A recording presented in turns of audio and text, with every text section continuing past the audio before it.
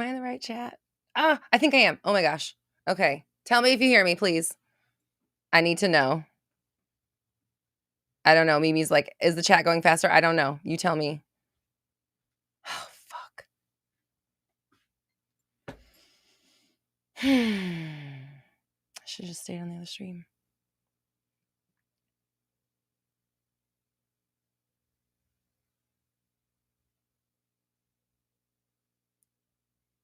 Fuck. Okay. Well,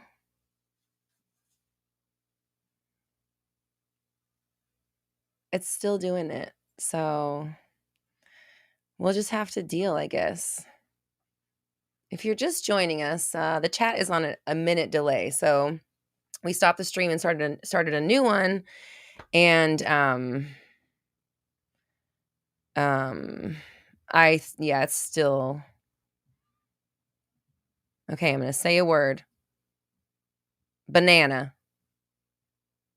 147.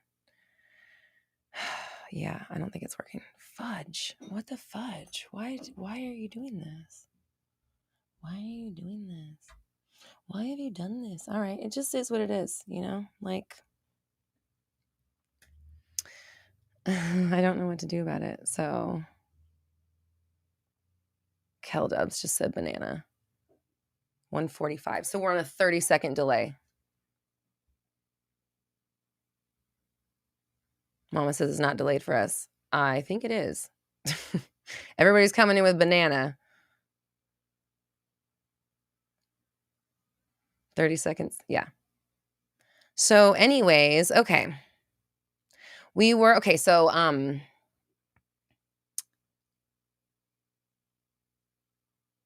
we were talking about shifting realities. Lovely Queen, I so appreciate you. Thank you so much for the super chat. That's so kind of you. We were talking about shifting realities, and while it's true, obviously, we're constantly shifting realities. That's like what life is like a perpetual reality shifting machine, or something like that. And so that part is just always happening, and it's just going to be a fact of life as long as you're on Earth. As far as I mean, I don't know what else is beyond here, but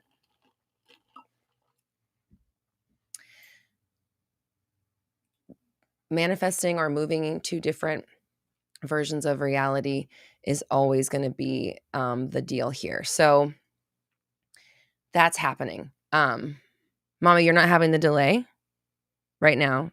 340.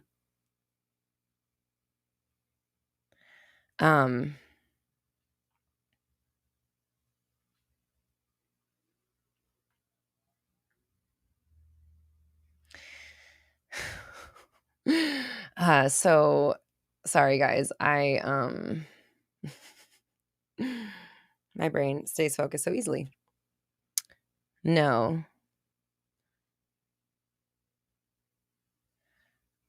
Because I still got you. That was still like at least 10 or 15 seconds later than, like, answer me right now, like the fastest you can right now, right now.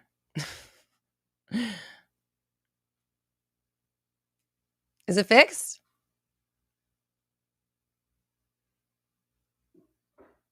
All right, it's fixed. Okay. I don't know. No, it was not now. Nope. There's still a delay. But that's okay. It is what it is. No.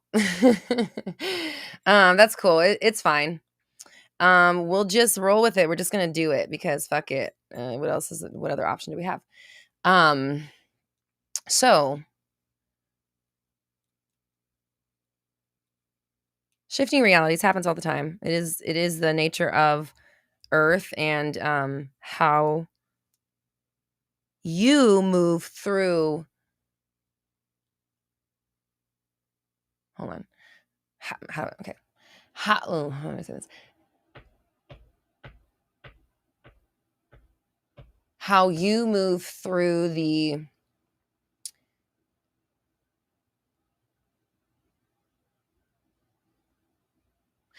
pains, that's what they said. How you move through the pains of realities, like if they were like thin sheets of glass, like cells, like in a cartoon, and they were all thinly lined up.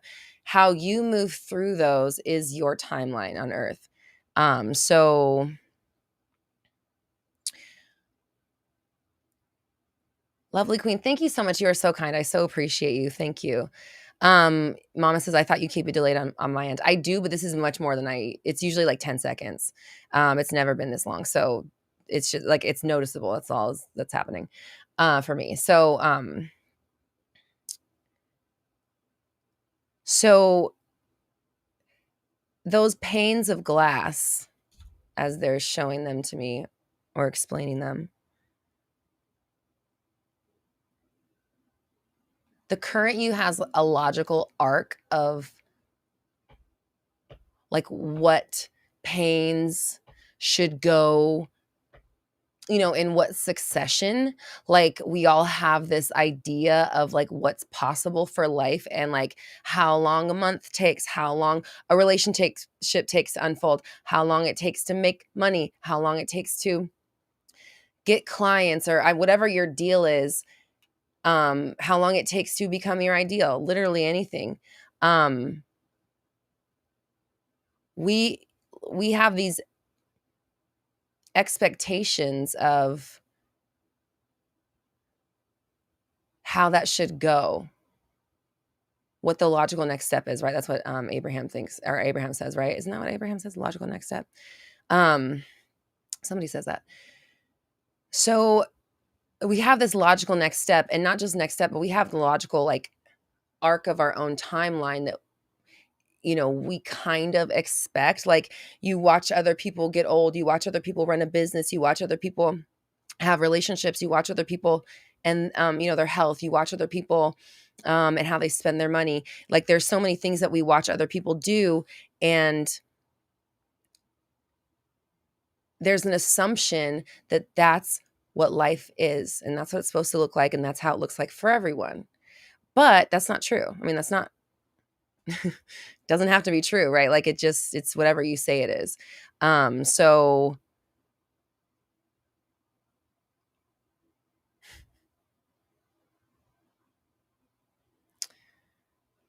sorry, I'm having a moment conversing with my peoples. I started writing a new book today. And they were like, see, you're on the leading edge. Like, this stuff that I'm talking about right now, I'm trying not to give too much away because I want to save it for my book. But, really just like the idea of expanding farther than is logical to, to see in this world. So that's why the realities all look so similar that you can't tell the difference between them as you're going to different realities constantly, because you have the expectation of the arc of your timeline. And so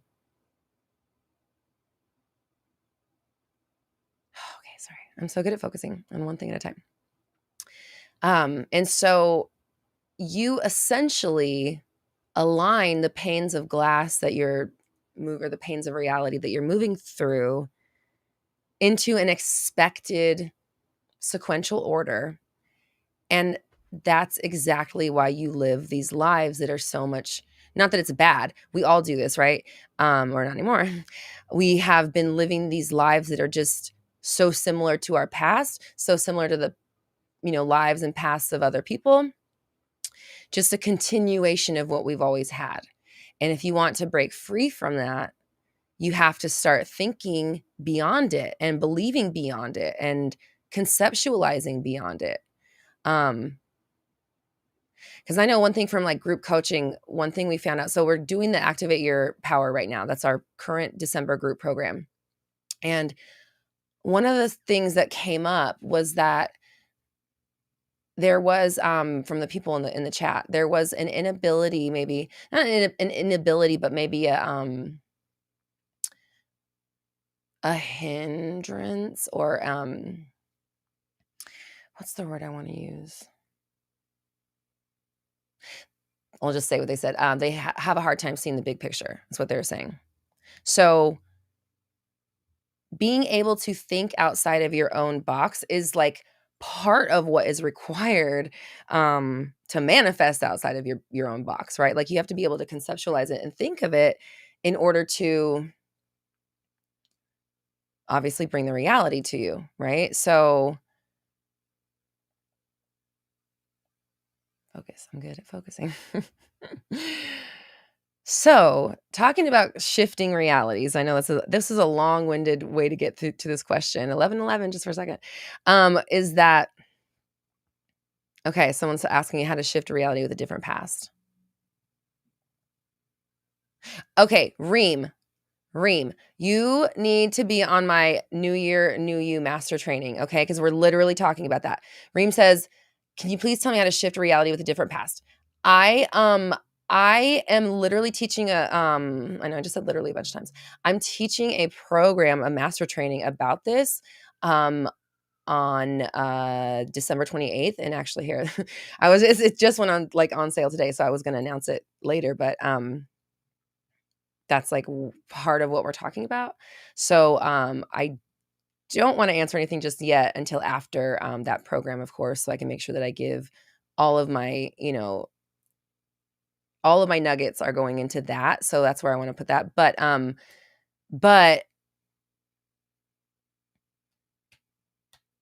let me just say this for now. RoxyTalks.com/live programs, by the way. If you want to sign up for that, it's on pre-sale right now for $99, and then it will go up to $111 on the 14th, which is this Wednesday, 8 a.m. PST. So if you're interested in joining New Year, New You master training, where we will obviously be working on making 2023 an incredible year, rewriting the past and moving forward in a big way. So that's the master training happening. Thank you, Leanne. Leanne linked it also in the chat. I'm going to pin this to the chat as well. Oh, come on now. Come on, please. Pin. So, Reem, if you're able to join that, I would highly suggest it because we'll be doing a super deep dive on that. But you're always shifting realities. None of them are connected. Like I said, like they just showed me panes of like a bunch of panes, like infinite number of panes, like maybe like a thin sheet of glass, but more like a pane of reality. And they're all just lined up like a like a flip book or something. And your energy is moving through these static moments of what we call time. And so what you think of as your past is just that, what you think of it. So you're always shifting to a new reality that has nothing to do with your past. You only think it does. And so you manifest from the perspective of somebody, with that past. So you have to change your perspective and change the way you're looking at it. Again, if you want to do a deep dive with me and the community, I'm hosting the New Year, New You Masterclass. I'm going to be able to say that by the end of this live. New Year, New You Master Training happening December 28th. And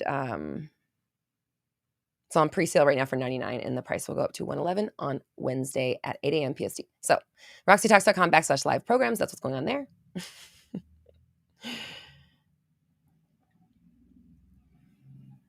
Sunnyverse, hello and welcome and goodbye. Sunnyverse said they came and they can't stay. So they've probably been gone for a while because the chat is caught up to me so perfectly.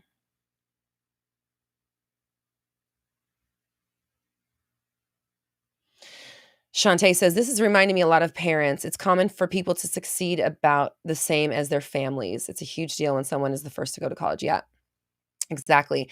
Because it's like, I've talked about it before, but in my head, they show me like imagine like wide open space, like Wyoming, where there's just like green pastures. There's just land just for fucking acres and shit. And then imagine a house in the middle, just in the middle of all of that empty space. Not empty space, it's filled with nature or whatever. But nothing is built upon it, right? Nothing's occupying it except maybe like sheeps and stuff. I don't know. I've never been to Wyoming. I've just seen like pictures. And then you have this, imagine you have a house in the center of all this, nothingness. And then there's a tiny, like a fence around the whole house that only gives you like 3 feet of yard or 5 feet of yard of your own. And you won't go outside your fence because I don't know, it's scary out there. It's so scary out there in the big, huge open expanse. I'm going to stay within this 5-foot range of my comfort zone and only go as far as the gate. So that's that's the analogy they show me when it comes to like thinking beyond your current situation, like what you can see, what you've experienced, what other people have done, what you've heard about. That's all within that yard. And it's not that it's bad. It's just like, it's not much compared to that massive expanse of, I don't know what's out there yet. We don't know till we leave our gate or, open the gate and leave our yard. So, Puncheries, hello. Thank you for the shirt compliment. Tommy, oh, you're signing off, Tommy. I'm sorry. I'm the chat's working so well and I may have missed you. I apologize. But later, bro. Later, skater. Oh my God, SG says, hello, I'm back and beautiful. I love you. That's amazing.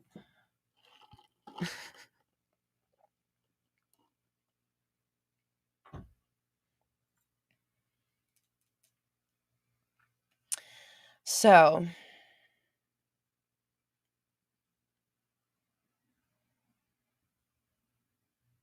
okay, 2 questions came about affirmation, so I'm going to answer those because they're kind of linked. So, Lucita, thank you for the compliments on the sweater. This is like, I was laughing when I was thinking about it. It's like vintage Forever 21. I've had it for probably between like 7 and 10 years, probably. I'm like, this shit is vintage at this point. Or vintage is like 25 years, but what I had in high school is considered vintage. Anywho, so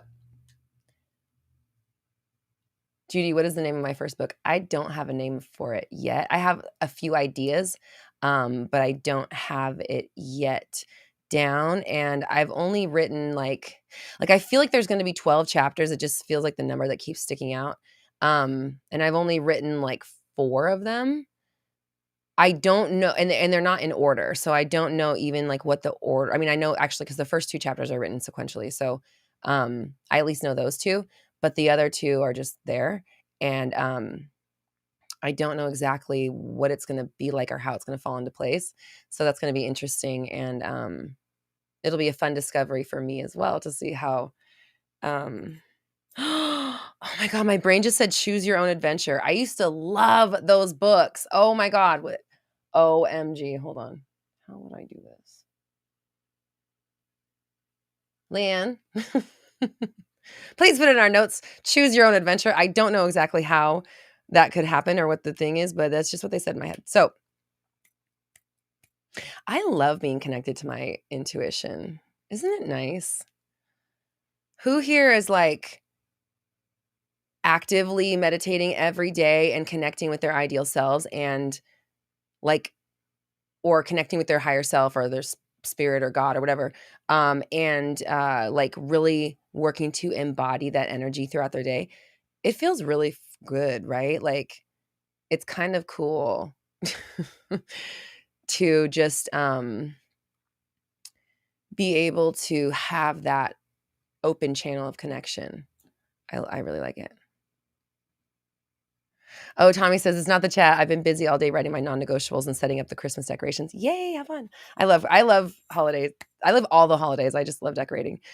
Feeling sleepy, magical, and ready for miracles. Happy holidays and good night. Yay, Tommy. I'm glad for you. Okay, I'm going to read the meditation questions in a minute because I know the chat's kind of funky. So please answer the meditation question if you'd like. And then I'm going to address this thing about affirmations. So we had 2 questions come in. One, MA says, What are your thoughts on mindless affirming, like almost robotic, no feeling, no believing, just a shit ton of affirming throughout the day? This was so effective. Okay. And then mentally here says, should you keep doing affirmations until it manifests, or once you feel it real, stop doing it? Okay. So, okay. My brain's like shorting out, like, which one do I do first? Let me go in order. MA. So let's talk about what you said, MA. What do I feel about mindless, robotic, no feeling, no necessarily believing affirmations all day? I feel about it that I made a whole system around it and a program called 360 Method. And I feel about it that it works so fucking well that it changed my life, helped me start a business, and is exactly the reason why I'm talking to you in this moment, and is how I teach, the perspective I teach from. So what do I think about that? 100%. You said it was so effective. Yes. Here's why. Whether or not you're believing it in the moment, you're brainwashing yourself, and eventually you will believe it. And what you think manifests. So while you're thinking that stuff, you are creating more of it. So even if you don't believe it at first, you will eventually, because you believe all the dumb bullshit you're thinking right now.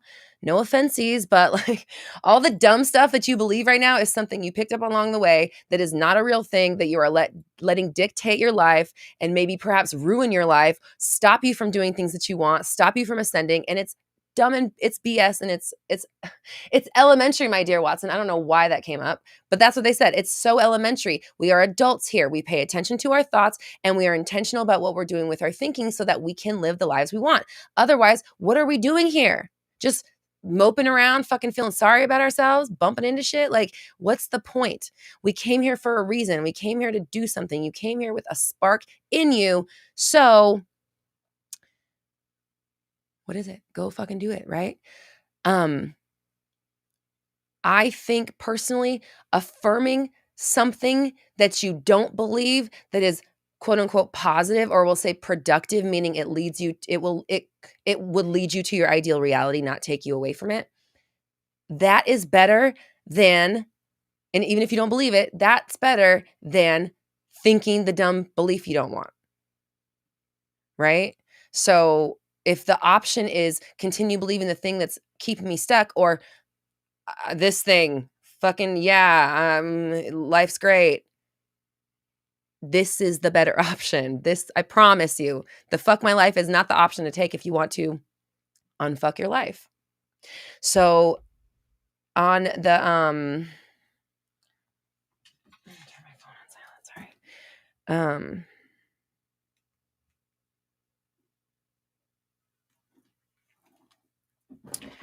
On the second question, should you keep doing affirmations until it manifests, or once you feel it real, stop doing it?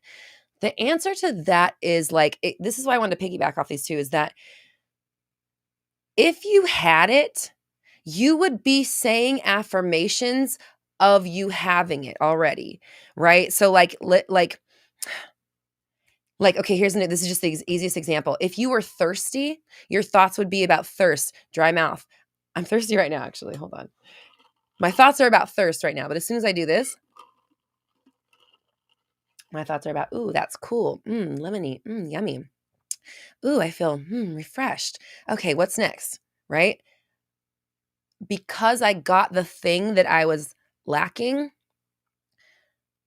my affirmations are just naturally different. Like my real thoughts are different. And your thoughts are your affirmations. And the thoughts that your ideal self is thinking in their everyday life when they're just sitting here, 3:35 on December 12th, talking to their computer screen or whatever, that version of them, the ideal one, is just thinking, they're thinking thoughts, and they have an awareness of reality that's keeping those panes of reality in the order of logical expectation, like we were saying earlier. So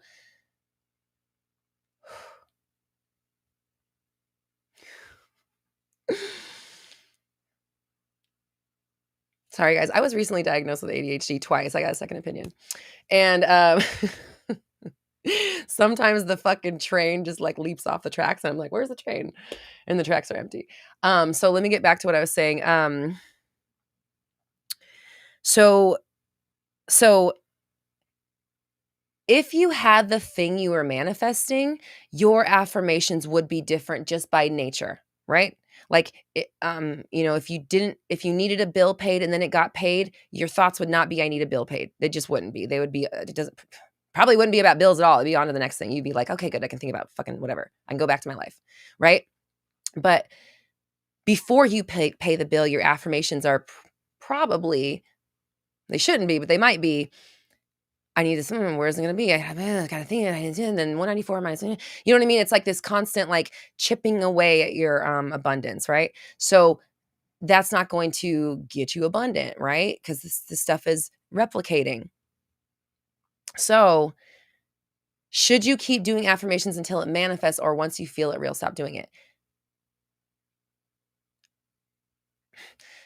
It's kind of like both, right? Like, if you don't need to convince yourself of it anymore, then no. Like, what do you mean? What lack? What bill? Shit's already paid. I'm not worried about that. What are you talking about?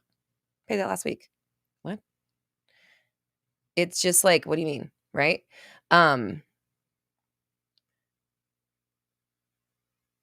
If you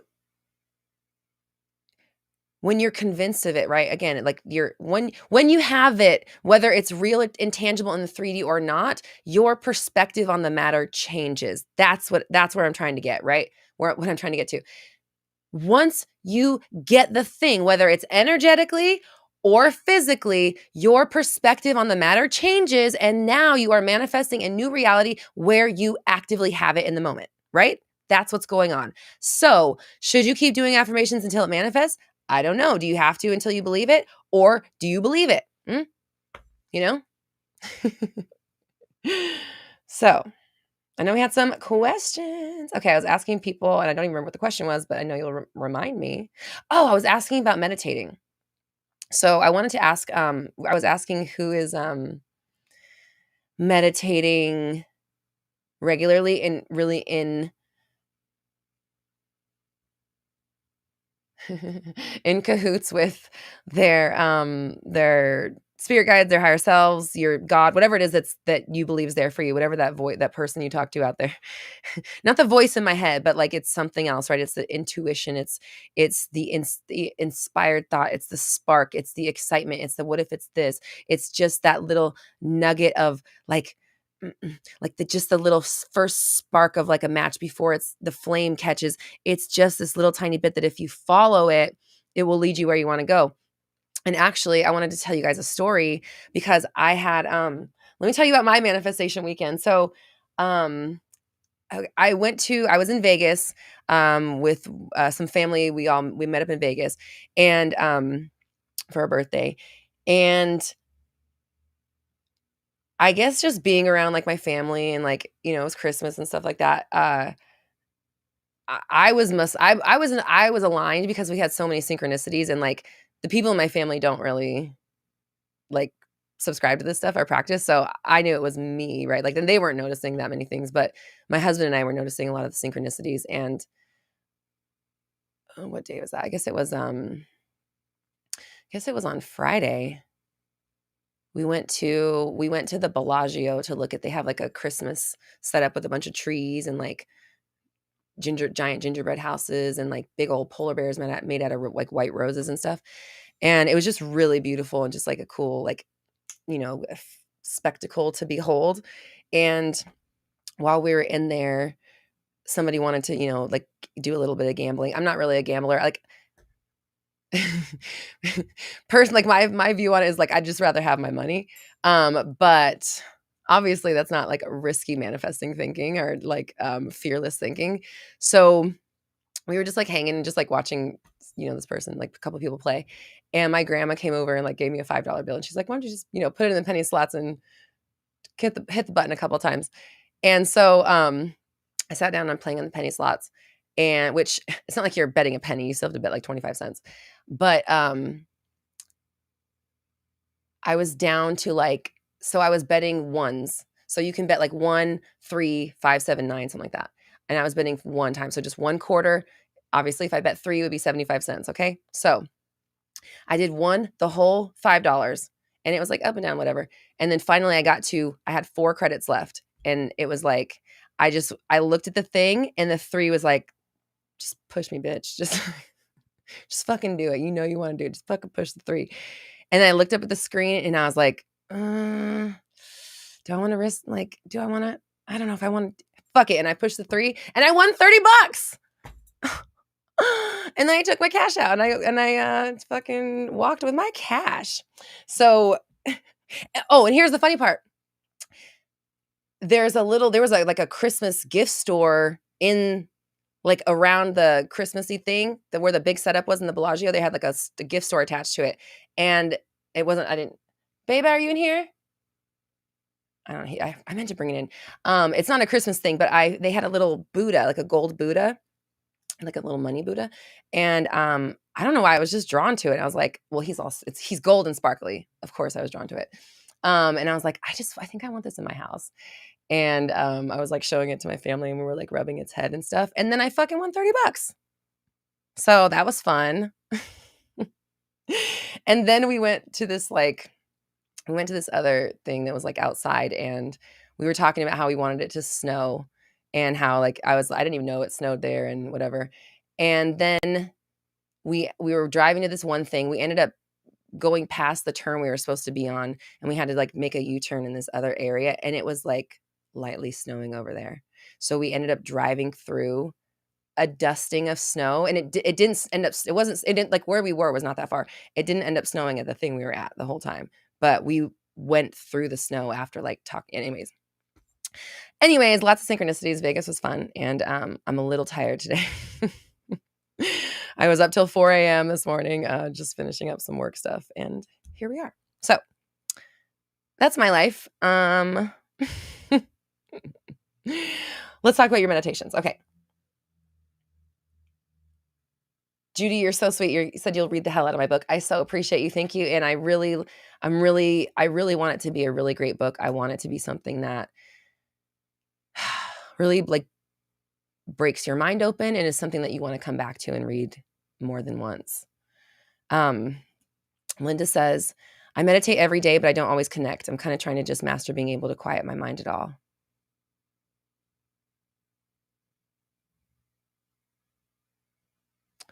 I'm trying to think of where did we do the I think we did it in Taking Massive Action.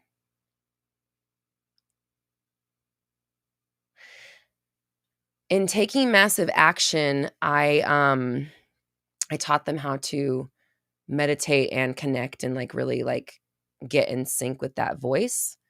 So if you're interested, if you if you can, if you wanted to grab the replay at my website, that one has obviously Taking Massive Action stuff about like dropping your fears and pushing through and like doing things that are big and scary to get big results.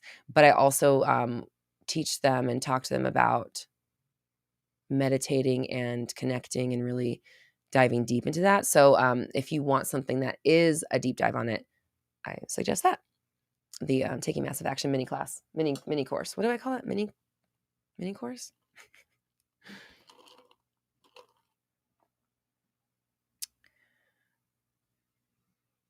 Destiny says, let us rub the Buddha. I know if my husband was in here, I'd ask him to bring it, but I don't think he's in the room. Oh, Valerie, hello. Good to see you. Okay. The other thing was this is another, I'm so good at staying focused. I'm glad we're bringing it back around. Everything always comes full circle. So when we were talking about the shifting realities thing, and I said, I think I'm with you on it because I kind of felt like I might have shifted today. And then someone was like, we shift all the time. And that's when I got off on the tangent, like about the shifting every day. But, or in every moment, whatever. But what I wanted to say was that sometimes there are noticeable differences, right? And like the pains of reality, like maybe they skip a couple steps that you thought, or I don't know. Like, so you're getting into a new, I don't know how you wanna say it, timeline or whatever, or you're shifting your timeline, you're quantum jumping. It's like it's always happening, but I feel like we're talking about when it's noticeable, when it feels different, and that's what I meant is, like, it's those, to me, it's little things that I notice that I'm just like, "Am I, like, in the same reality?"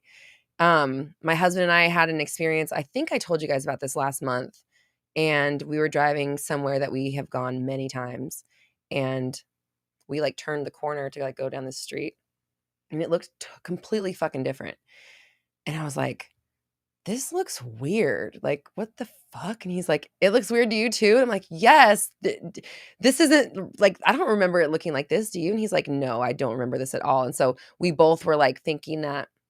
I was like, "Did we quantum jump?" He's like, "I think we might have." And so we were just, anyway, so that happened last month. And then just today, it seems silly. They're silly when you talk about them, but in the moment, you're just like, "What? This, where, how?" And then just today, like, a necklace appeared on my jewelry stand that I don't know where it came from. I don't remember seeing it. I don't remember putting it there. My husband didn't put it there. I get he didn't remember it. And I just was like, "What the fudge?" And I kind of, oh my God, I just realized I thought I had a ring missing today too. So, anyways, so this says items disappear. I know, but I just got back from out of town. I was in town. I was out of town for the whole weekend. So, oh, Samantha says items disappear. Yeah, yeah, yeah. My brain didn't register what you were saying for a second. Um, yeah, so it's weird. Like, a necklace appeared, and then I feel like I might have misplaced. Like, and I don't really lose things. I have, like, things I've had for my entire life. I save everything. I love my things though. I do love them. Okay, so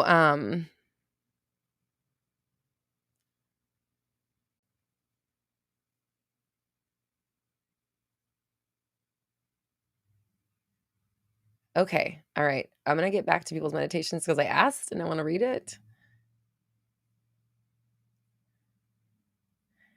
Okay, Mark's Vibe Production says meditates here every day, but guided meditation if that counts. Yeah, I think so too. I would say Mark, I'm assuming it's Mark. Uh Check out Rising Higher Meditation. She does some really good guided meditations. And there's one in particular I always talk about. I even made a video about it. It's called Meet Your Spirit Guides. It's like 4 or 5 years old. It's 24 something seconds, minutes.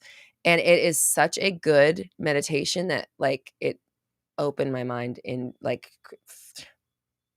this is like, it helped me have profound meditations, and now I have profound meditations every day. So, I mean, not every day is, like, super profound, but I'm always getting new information, connecting, hearing something, learning something new, like, getting another piece of the puzzle. I'm always getting, like, major value from my meditations, and sometimes they're, like, mind-blowingly fucking epic. So, um that meditation really unlocked that for me because I never knew what was possible, until I was in that meditation and a being spoke to me, and it was so real that I had to Google this being, and it was a thing, and other people, it's a real thing. There were drawings of the person that came to me in my meditation, and it was fucking blew my mind. So, Andromeda, I've talked about it, and I didn't even know, I mean, I've obviously heard that word before, but I didn't know that, like, the Andromedans, and then there was, like, people had what they looked like and stuff. I had no clue about that shit, and when I Googled it, that's exactly who I was fucking talking to. She was blue, she had long white hair. It was just anyways. So, that meditation really unlocked some shit for me and has literally changed how I guess I'm gonna say it changed my life, honestly, because where I am now and what I'm doing now with my meditations, I don't think would have been possible if, or maybe it would have, I don't know. But it just really opened a door for me and showed me, like, you can do a lot in meditation. Like, there is a lot you can do. Don't limit yourself, just come here every day. Dina says, "I did it multiple times and had different results each time." I've done it literally probably hundreds of times because there was a time where I did it every single day, um, and I that was in when I discovered that was I think it was February 2021. So it's been about 2 years, and so, I did that maybe not hundreds, probably maybe like 100 times. I did that meditation, and yeah, it's like it's always different, and, I started using that place as, like, my happy place, and so now if I want to go to like, when I go there, I can see my dead relatives, they come and see me, and I can talk to them. And they live there in that garden. I mean, in my mind, in my story, that's where they are. So, anywho, meditation's great. Ah. Judy says, "I enjoy meditation, but I can't do it every day." Judy, do you have like what's your schedule like? What is your schedule like where you like you just have no time? Like I understand people are busy, but it's definitely like life-changing to make time for it. Like why go one step at a time when you could go 10 at a time? It's just kind of a no-brainer. And it makes you feel so much better. Like it calms you emotionally and mentally. And like, I'm sure that I'm just like most of us have being calmed emotionally and mentally is nice, like we deserve that. So, Leanne says, "Me, my ideal self was dressed as Alice in Wonderland in my meditation this morning, hosting a tea party." Yes, Leanne, I love that. I love that. Yay. Because Leanne's in obviously Leanne is in my program all of my programs because she, is there to assist. She takes notes and stuff. She helps people if they can't get into I mean, she does a billion things also while we're on the class. Like she'll send me a report at the end. She's like, "This is what I did while we were on the training." And it's like all these things that she got done. And she was like there for the training. So she's she goes through all the meditations, all of the things that all the exercises. She's doing it with us. So she's obviously like doing really good. But um I just love that the image of your ideal self is evolving because that's what happened to me. For a while, it was like I was trying to piece it together and visualize it. I couldn't quite imagine it. It was almost like I was it's just like pieces like coming together and filling in gaps and holes and like the room coalescing finally, and then you can go to a different room and now you're over here and this now you're doing it's just like you're growing your knowledge of the space energetically so that you can incorporate it and integrate it as much as possible into your now story so you can get there faster. So or so you can get there at all, really. Um, and yeah, and so after a while, after I had fully fleshed out the first scene and the first person, I was going to them for like months and talking to them, a new one emerged. And when the new one emerged, November, no, that was when I got my message, November 7th. But when the new one emerged, it was a few days before that. Um, I mean, things have changed a lot for me personally, like in what I think is possible and where I'm going, and how I'm really dedicating myself to look at the possibilities of what I can do while I'm here. So meditation, it's just the single most fucking amazing and life-giving and life-changing and life-saving thing, honestly, that I've ever experienced. And I really truly mean that.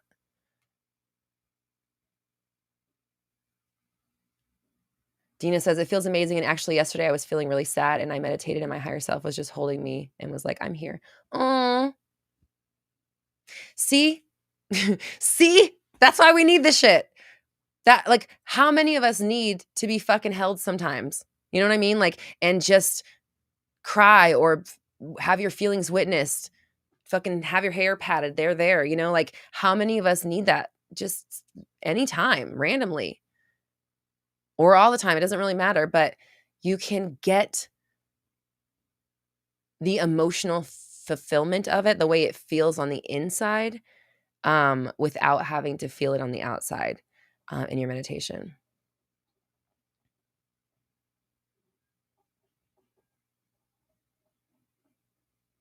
Mesh says when we were talking about brainwashing, let me get to brainwashing this body.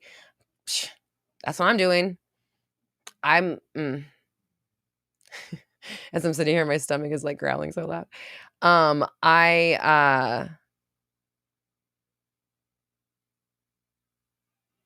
definitely have been working on what I think is possible for my body as well. Like I've always had this idea of where my body sits naturally, like weight wise, like it always like levels out there. And now I'm like, probably because I've always thought my weight levels out there. So now I'm working on creating a new lower. It doesn't matter.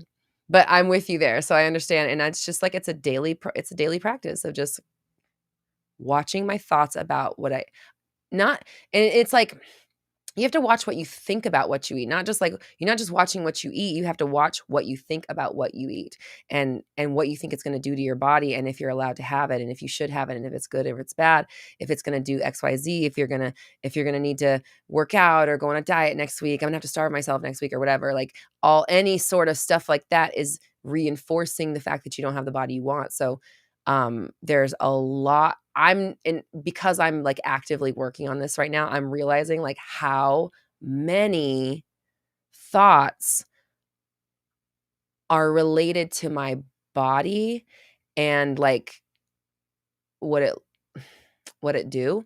You know what I mean? And I mean that because like I love food. I love food and before I was aware of this and before um I was in my ideal body as I am now, I used to have a real like I had an issue with food, you know? So food is on my mind a lot. You guys know I always talk about food on this. I think about food all the time, all the time. And like whatever, it doesn't matter. So anyways, because I think about food all the time, I'm realizing how many thoughts a day I'm having that are keeping me in this body, right? Like in the way that I think it is. So, shout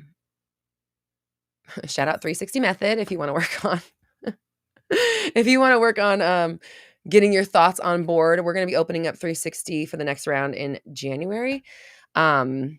And last time I told you that it would be self-led and there wouldn't be coaching, but that's not how it's going to go. We decided to keep the coaching part of it. So when 360 comes around next month, there will be coaching involved if you wanted to get in on it. That's coming soon. So if you're interested in signing up for 360 when it opens back up, Roxy Talks, head to roxytalks.com and click the 360 method tab and just sign up for the wait list, and then you'll get an email when it's ready or when it's opening. And actually, I'll probably send out pre-sale prices to that list. Actually, I'm saying it now. If you are interested in joining 360 in January and you want pre-sale prices, and that's what you're going to, I'm gonna send you the pre-sale price. Okay, so if you want that, go put your email on the 360 page. If you go to roxytalks.com, at the top there's a tab that says 360 method. Click that and then enter your email address, and you will get a pre-sale discount for 360 that's only available to that list. And then another thing is I'm about to launch my business mastermind. I know I've been talking about it for a while and getting it ready, but that's cool because when it's perfect, it's going to be perfect timing. And so I will be sending news out about the business mastermind next week, probably on Monday. And that vibe is much more, how do I say this? Much more intensive coaching, much more time with me, FaceTime with me. And it's a massive learning opportunity and environment and space as we connect with other business owners and really quantum leap ourselves in what we believe is possible for our business and how we conceptualize what we're doing. So the any of my business owners, entrepreneurs, coaches, if you're interested in joining a business mastermind around believing in yourself, believing in your business, believing you can do it, conceptualizing what to do next, figuring out how to grow beyond where you are, and then the supporting thoughts, the worth stuff that comes up with that, all of that shit, all of that stuff, all of that stuff. you can sign up for my business mastermind. I will also be sending out the information about that via email. So if you're interested in hearing about the business mastermind, then make sure that you're on my email list as well. Okay. So, and one last thing. I'm so sorry. One last thing. Today is we launched the New Year, New You Master Training. They're like 1 to 2 hours. I always call them get in, get out, get the information, go apply it. Like we're going like fast and hard for an hour. I'm giving you as much information as I can. I channel as much as I can because I like to really connect with, and when I'm in meditation, I really want to connect with who's going to be there and who's going to listen to it and give them exactly what they need in that moment. So those sessions, the master trainings, if you don't mind, anybody that's been on one, let us know. Tell them how fun and powerful the master trainings are. They are just an exciting time. It's a good time to connect with the community, and people are getting really fast results from them. So New Year, New You Master Training, that's December 28th. I think it's the 8th, December 28th. It's a Wednesday.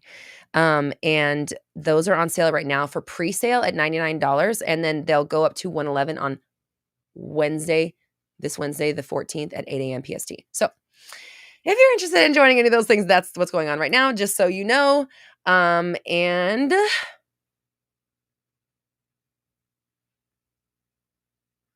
I have other things I'll be announcing soon, but that's it. We'll stop there. So,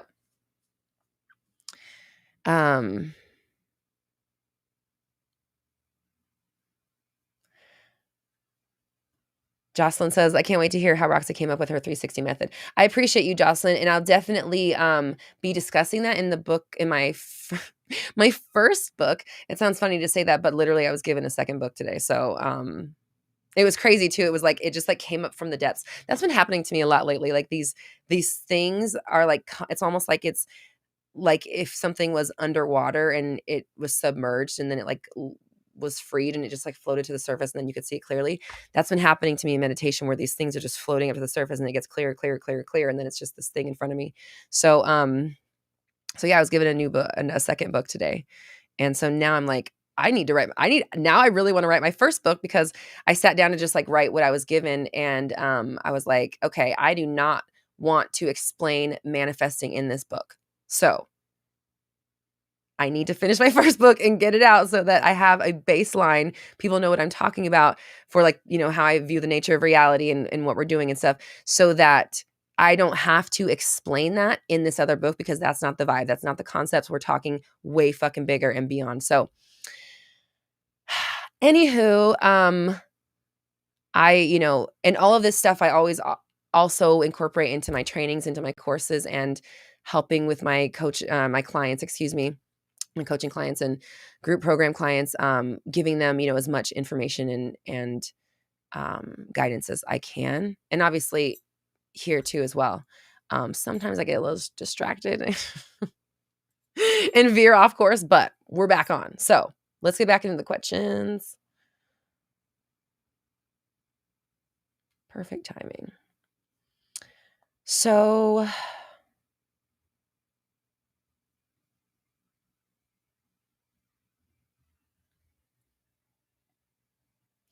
Linda says the rewriting specific person felt really tailor-made for what I needed to hear.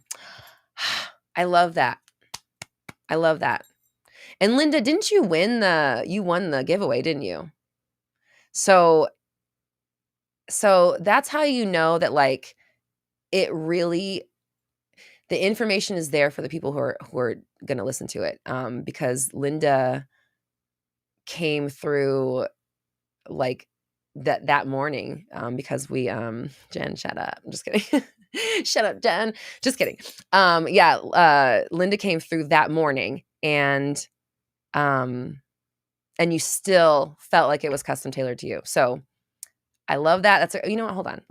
We need to screen cap that one. Yeah, of course. Perfect. Thank you. Okay.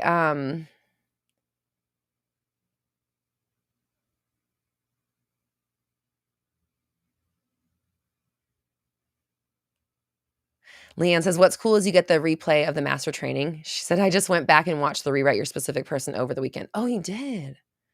Did you find a new information this time? Did it hit you in a different way? Just curious. Mimi says, I manifested a guy asking me out and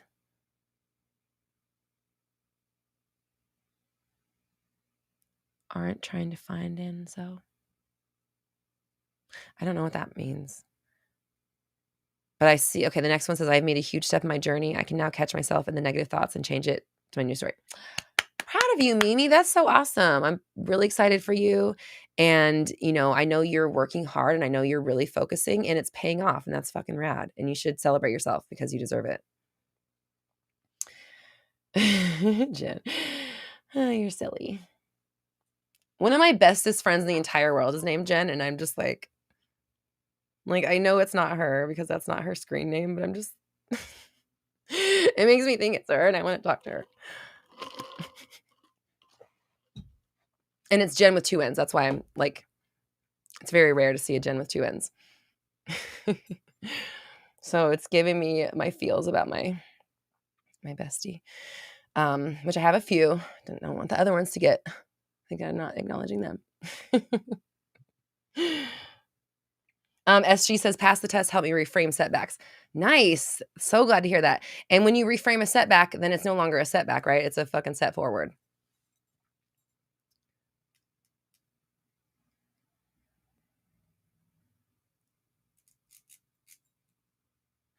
Linda says, I'm just curious, which one of your programs do you enjoy hosting the most? You know what's interesting? To be honest, I am enjoying the friggin' heck out of Activate Your Power. It's been like, I don't know why, but it's been like the vibes are so, it's just so good. And like the whole point of that program was to is to sustain the good, like to build the good energy and then sustain it long term so that you can continue using it. And that's probably why it feels so good, is because the whole point of it is to feel good on the call. Like we are working together to feel amazing and to expand our thinking way bigger. So I don't know if you, if anybody's on my email list, but I sent out an email on Friday and just kind of talked about some of the expansive moments that people have been having in that class. And so I'm not going to say any names, but the 3 things I said was one person discovered a passion that they had long forgotten about, that they never really thought was possible, but it's huge and could literally help change the world. And they got a flash of it. It had been closed off to it for a long time. And they were like, oh yeah, I used to want to do this huge fucking thing. And I'm like, there it is. That's your thing. Go do it. Cool. We got you. You're good to go. And then we have another person who was like, I wasn't going to launch my business before Christmas because it's the holidays, but fuck it. I'm going to launch my business. I know exactly it's going to work out. I'm confident. I have it. Let's fucking go. And so that person is just ready to just take action and just jump on it and shit. And then another person, this person had quit their job, their career, a really good career, because they wanted to be more happy. And while we were on this thing, in this class, in this group, their perspective changed so much that they ended up getting a job offer for another job, that would have secured them, in the 3D and kind of, again, a good job, right? This is like letters behind your name type of job. And they said no. And I was like, would you have said no last week? And they were like, I don't think so. And the whole point of it was we are not going to we're not going to compromise our boundaries anymore. I don't want that life. I don't want to get sucked back into it. I don't want to do it because it's safe. I want to choose where I go next. And so, honestly, I really like that program. It's been really fun. It's been really fucking cool. So Activate Your Power. We only have 1 more week left, but there's still, if you want to join, I'll leave it open. RoxyTalks.com/live programs. If you're interested, we still have 3 more days. So we'll be getting together Tuesday, Wednesday, Thursday of this week before the program ends. And that wasn't just a plug because that's the one I'm doing now, but honestly, it has been my favorite. Ask my team or ask the people in the programs, ask the people in Synergy. They could probably tell because they've been in all the programs.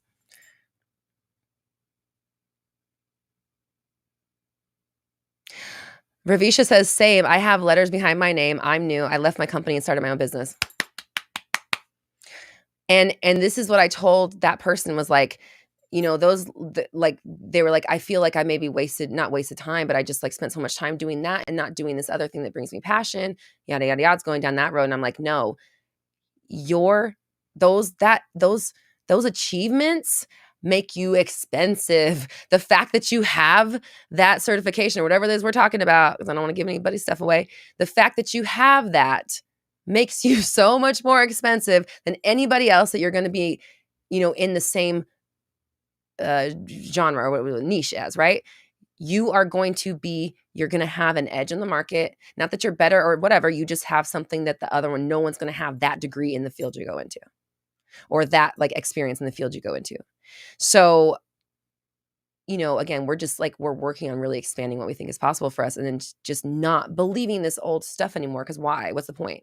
You've already believed it your whole life and it got you here. So now, if you want to go farther, push past that boundary. Go outside your front yard. Melissa says, I also quit my stable job of 2 years this week. Melissa, oh my God, congrats. Whew. I know, I was there. I did it myself. I know the feeling of it. And I could not have built my business if I was still working at that job. I had to quit that job in order to start this. Okay. So we would not be talking if I hadn't done the same thing. I get it. I understand it. It's scary, but it works. If you work it, it's going to work. It'll work.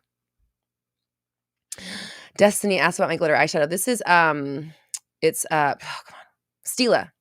And it's a little it's like a little square. It has like a doe foot applicator. It's like a liquid glitter eyeshadow from Stila.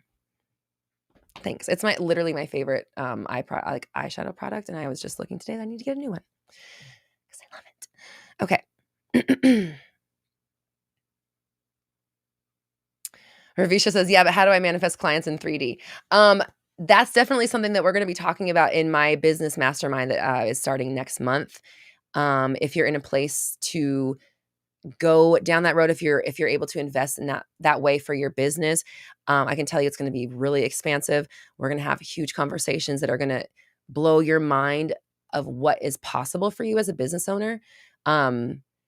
And I'm really excited because I love talking about business. I love talking about my business. I love talking about businesses. I love helping people with their ideas about their business. I love telling people the bigger ideas that they could do. I love seeing like the bigger picture for them and showing them different avenues that they can take, just opening that door a little bit. I love that. So I'm really excited to start the business mastermind, and maybe that'll become my new favorite thing. I'm not sure yet, but yeah. So Ravisha, if you're not subscribed to my email list, you can go to roxytalks.com and download my free 30 Days of Alignment challenge. That's actually what I used to change my life. That's how I started this whole thing and led me to my practice. It's what actually got me to quit that job. And it's free for download at my website. And then if you download it, then you'll get on my list. Make sure you subscribe. But if you subscribe, download it, you'll get on my list, and then you can get emails about the business mastermind if you're interested, if anybody else is interested. And it'll be like hot seat coaching. We're going to have private group chat and probably group Voxer chat as well. Okay, Ravisha, okay, cool. You're subscribed. Cool. So you'll get that. Mimi, no, I didn't understand that part of your comment. Do you want to retype it? I didn't know what that was about. I'm sorry. Okay. Oh, Melissa, you said it was such a hard choice because I'm so close with the family, but I felt so burnt out and stagnant and couldn't stand the thought of another year going by there. Ooh. Yep. That's how you know. It's like every moment that you stay in a job or a relationship or whatever that's not what you want, that's like sucking your soul out of your body, is less time that you're going to be able to affect the world in a positive way. And I mean that by like for me, I knew the longer it took me to quit my job, the longer it took me to start this business, the longer the people I would help had to wait for their solution. The people who were going to be my very first client had to wait until I felt like I was ready. And so if I didn't ever take that leap, because you never really feel ready, right? Like it's the imposter syndrome thing is like, it's real. Like you just like, why me? Who the fuck's going to pay me? But you have to get beyond that, and you have to stand in what you're doing. And that I couldn't help that first person. They literally had to wait with their problem for longer because I wasn't ready yet, or I wasn't ready to leap, or I was too scared or whatever. So that's really what got me through. It was like, that was the thing that really, really changed my mind. I was like, the longer it takes me to do this, the longer they have to wait. The longer it takes me to just fucking do this, the longer they're going to suffer. And that thought, that like idea, that notion is like what pushed me to finally like take the plunge and quit my job.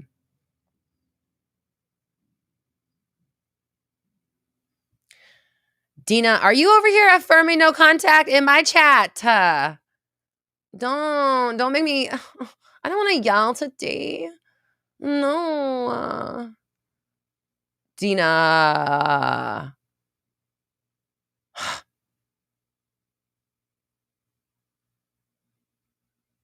What the heck, Dina?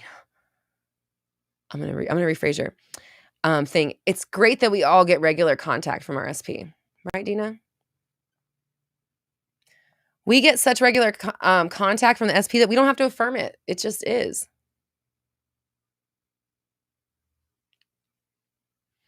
Leanne says, and now we're all here because Roxy took a big leap. Several. Fly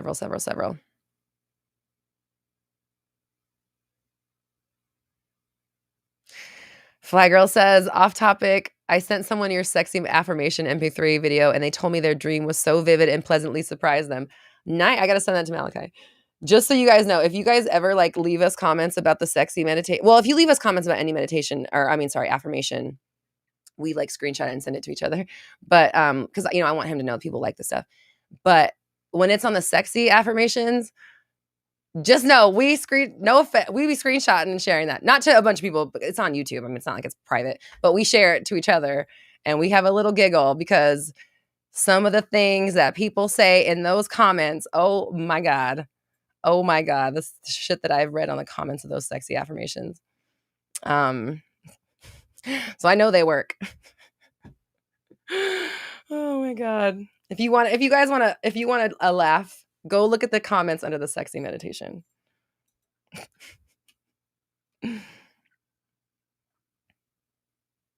Dina, okay, I won't yell. I will whisper. Quit fucking affirming that you're not getting contact.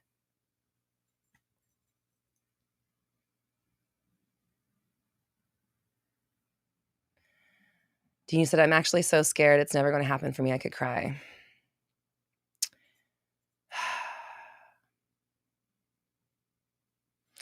You have to leap through fear. That's what's really coming up. And like, even like the business coaches, like, I have a business coach that I talk to who's like my close mentor, that I talk to weekly. She's been my mentor for almost as long as I've had my business. And, she's great. She's been helping me do so much with my business and keeping me fucking going. And then I have a new business coach that I also am taking courses with. And just today in the thing that we were on, she was saying like she's not successful because she was never afraid. She's successful. And by the way, I'm following this bitch because she's, well, according to what she says, and I also asked my psychic about it. My psychic said, the money, I see money coming in. She's saying she's making like $800K a month. Okay. So obviously this is the kind of people I want to be following. But what she said today, in the thing was, she's like, I didn't get to where I am because I wasn't afraid. I got to where I am because I was afraid and I still did the thing. I showed up anyways. I went through with it. I left without knowing. I left when I was scared. I did the thing when it was scary to do it. I just fucking did it. And she really, really talks about like being in the energy of what you want, and being in the energy of like who you want to be. And when you're in that energy, You don't have to fake it. You don't have to worry, right? Like you can leap through fear and act and let there be a safety net below you. Or, and this is what she said today, like we're like you either you're gonna leap and it's gonna work, you're gonna take a chance and it's gonna work and you're gonna learn something, or you're gonna gain something, or you're gonna make some money, or you're gonna get whatever you want, or you're going to leap and it's not gonna work and you're gonna learn something. Either way, it's great, it's fine, it's not a problem. But if you take chances, then you can find like you can't find buried treasure if you don't leave your house. That's like, I don't know. It's a weird analogy, but like if you want to find that giant ruby or that gold bar or that treasure chest, what you have deemed as the holy fucking grail of life and exist. Hold on, Dina, I love you to death. Do you realize you have labeled this person as the holy fucking grail of all existence, and you will be miserable in your life without this thing, without that person that you have given so much power to? You have defined him that way. He didn't do that. You did that. So take chances. Remember when I told you to cut some ties and you did and it worked, right? So I think it's normal for there to be like we get a little success and then it scares us, so we shrink back. Fine. You've shrunken back a little bit. Now I want you to leap through fear. Now I want you to do something that scares you.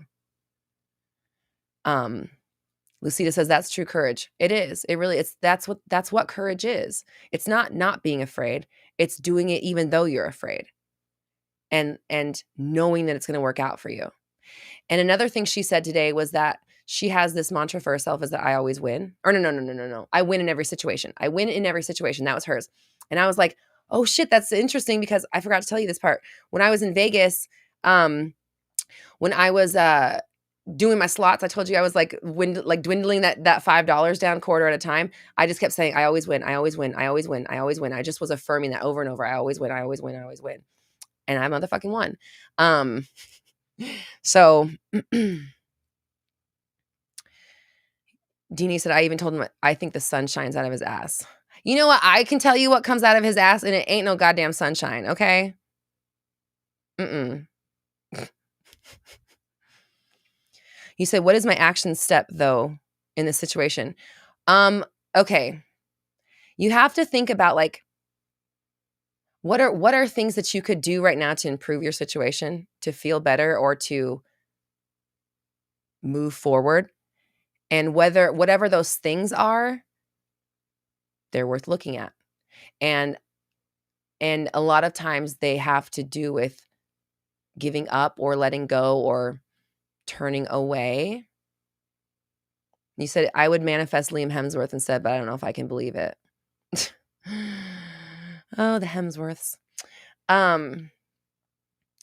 The thing about it is that you can believe anything that you brainwash yourself with. You did not believe that your SP, that the sun shone out of his ass before you knew him. And you came to believe that through the beliefs that you carry, the fears, worries, doubts, insecurities, the 3D reality and affirmation of that stuff, how you feel in relation to it. That made you believe that the sun shines out of his ass, but it does not. Not my sun. Not the sun I'm basking in is not shining out of that motherfucker's ass. I don't think so. So you can work on your beliefs.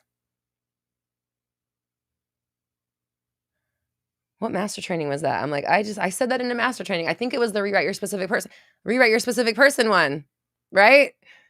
The rewrite your specific person master training is really good. And I really, really talked about practicing the beliefs.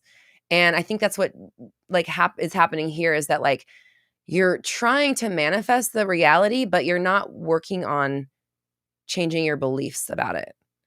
And when I was talking earlier about how I'm changing my beliefs about my body and like, you know, how it functions with food and what food is good for me. And right, I'm even being really careful. I don't even want to finish it, but it doesn't matter. But that's my point, is that like I am in my desired body, and I'm going to do anything to stay there mentally and physically. Does that make sense? And so if my beliefs need work, then they're going to fucking work. I'm working them. The only reason I will let a limiting belief continue is when I can't see it. You know what I mean? Like, obviously I preach awareness and discipline constantly. That is the key. But we can't be aware of everything, right? I don't know everything. So oh gosh. It's almost like I need a screen without a chat so that I can look at that when I'm answering a question. And then when it's time to chat, I can look at a different screen, because as soon as something else pops up, and I'm a really fast reader too, so it's like my brain just like soaks up the next thing. Like, oh gosh, I was mid-sentence, wasn't I? It's gone.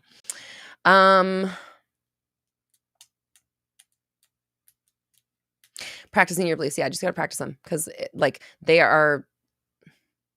your beliefs influence your thoughts and affirmations. So if you don't work on the beliefs, then it's like patching a boat with holes in it instead of like fixing it or getting a new boat. Does that make sense?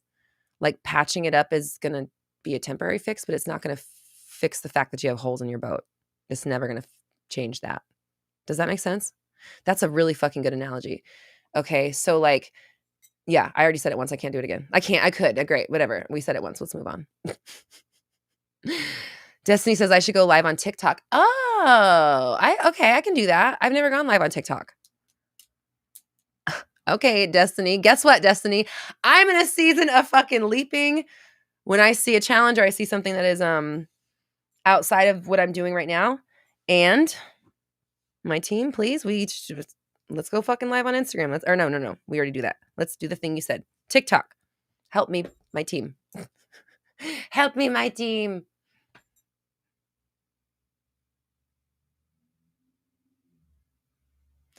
Lucita says double screen. I have a double screen, but everything, there's chat everywhere. I have 3 chats open. So it's like there's one window of my face, a small one, and then 3 chats. And I try to like look at the camera or look at myself so I can stay focused. But then as soon as something pops up, my eyeballs are like, ah.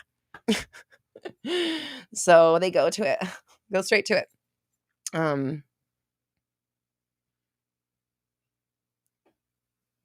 Jen says, no TikTok. I'm not doing another social media platform. Jen, you don't have to go. You don't have to be there. I can't go live on TikTok because you don't want to have another app. Jen, come on. Thank you, team.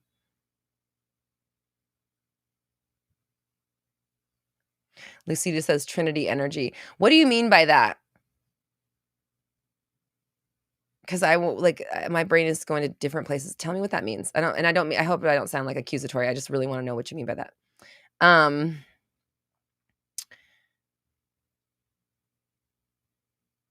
Destiny, TikTok needs me. I'm totally down. And it's funny because like what I was just talking about, like not being able to see, I don't know why I've never even thought about going live on TikTok. Like not once has that ever crossed my mind that I should do that, but it makes so much sense. So,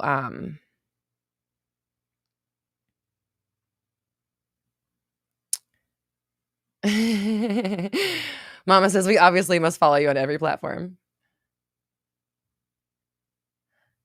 I appreciate you. Let's see the 3 screens. I know why, for somebody whose brain is so focused. JJ says, tonight for the first time, I broke through an old thought pattern. And when I missed my train stop where I would normally lose my mind, I kept calm and said, maybe this will be better for me. And was it? I mean, you chose right. That's exactly what you do. When something comes along that you don't like or that sucks, you choose what it means. And if you choose it to mean what you've already experienced, you're going to stay in the same kind of reality.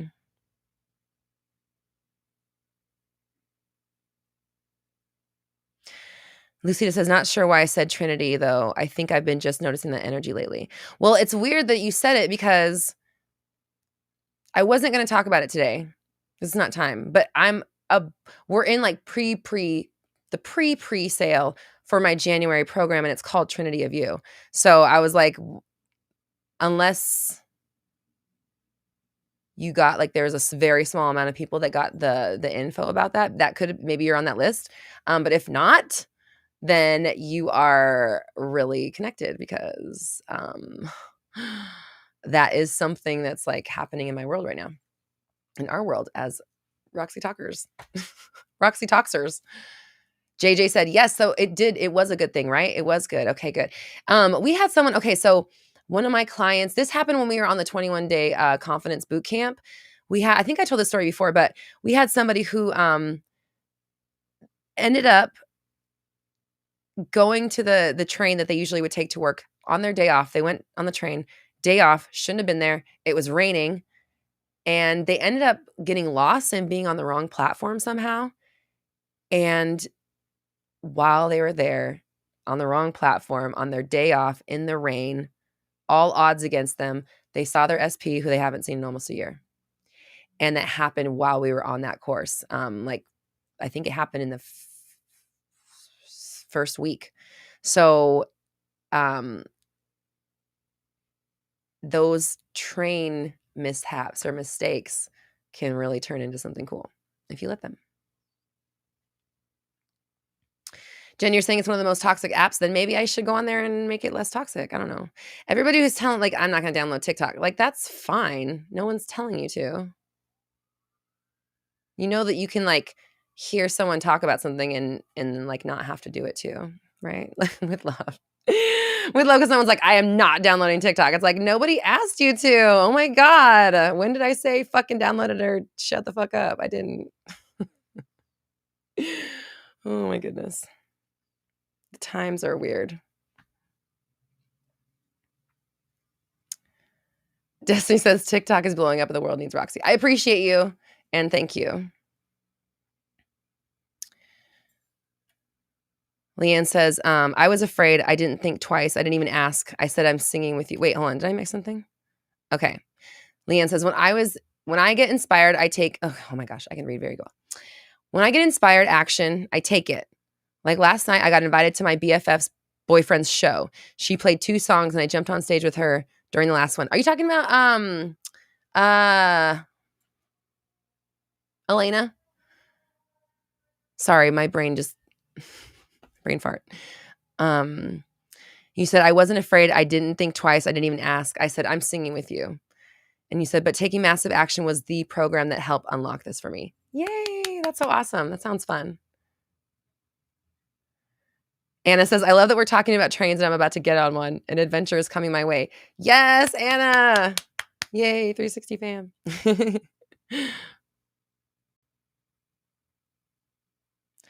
JJ says, yeah, I'm traveling around Ireland, and instead of being on the original train, I got on another one and saw one of my synchronicity signs that I took for back home, that I look for back home. Had to be a reason. You were in the right place. That's exactly where you were supposed to be.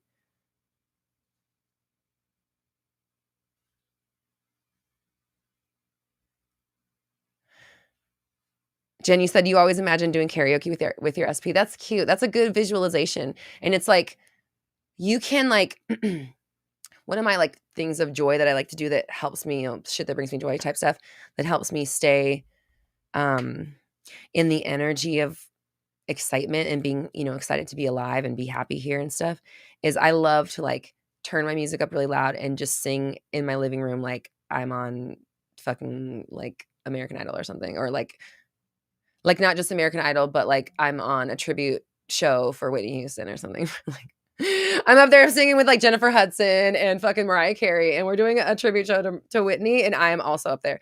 So like in my mind, I'm like giving fucking just the performance of my life, right? But that's where like my mind goes when I'm doing that, is my mind like puts me on stages and like puts me in situations. But It's great for visualization. It's great for manifesting because you are obviously conjuring up the image, you're feeling it in your body, you're making it feel real, but you're like really living it in the moment and you're letting go at the same time and just really like immersing yourself in how cool that moment is to be with on that stage singing the song with that person or whatever it is. It's just it is what it is. It's like when you're like a kid and you're playing pretend. It just is now. We're having that there's tea in that cup. This mud pie is cake, whatever. It's just it is that. I mean, we go with it. Go with the story.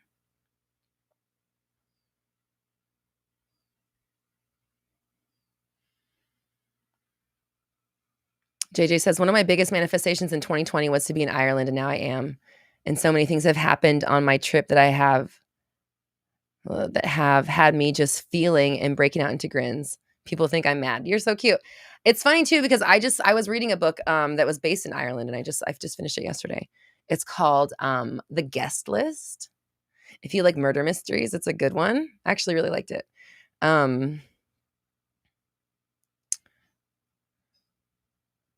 I started reading for fun again. That was something I didn't do before. I just kind of was reading for like to gain knowledge and expand my this stuff, reading so I can tell you guys stuff. But I started reading for fun also, and that's been fun to get back into that as well. Okay, Melissa says, Big sis question. What are some things I should remember to not feel sick with anxiety going to my job tomorrow or the first time since I spoke to my boss about quitting?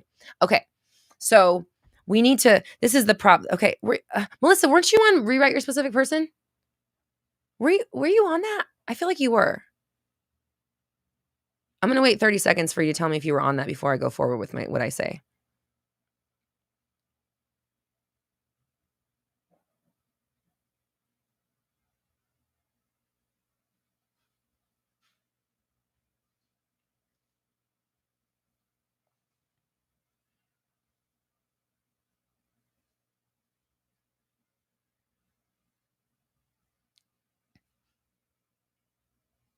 Oh, you said you wish you were, but you weren't. Okay, sorry. I thought you were for some reason.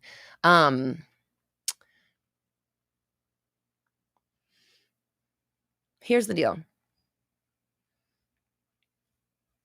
Part of the problem is that you have this expectation that it's a bad thing that you quit, that your boss is going to be mad or upset or it's going to be awkward. That's the reality you're living in, and that's the building you're walking into.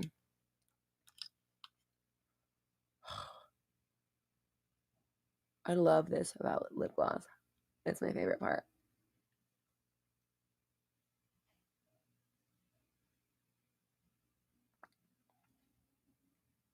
Oh, I just love lip gloss. What is even happening?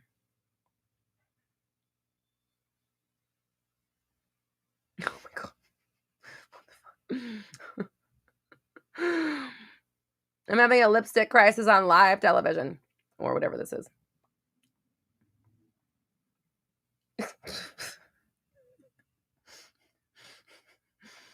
The great lip gloss fiasco, whatever. It is what it is. So yeah, you really need to like revise the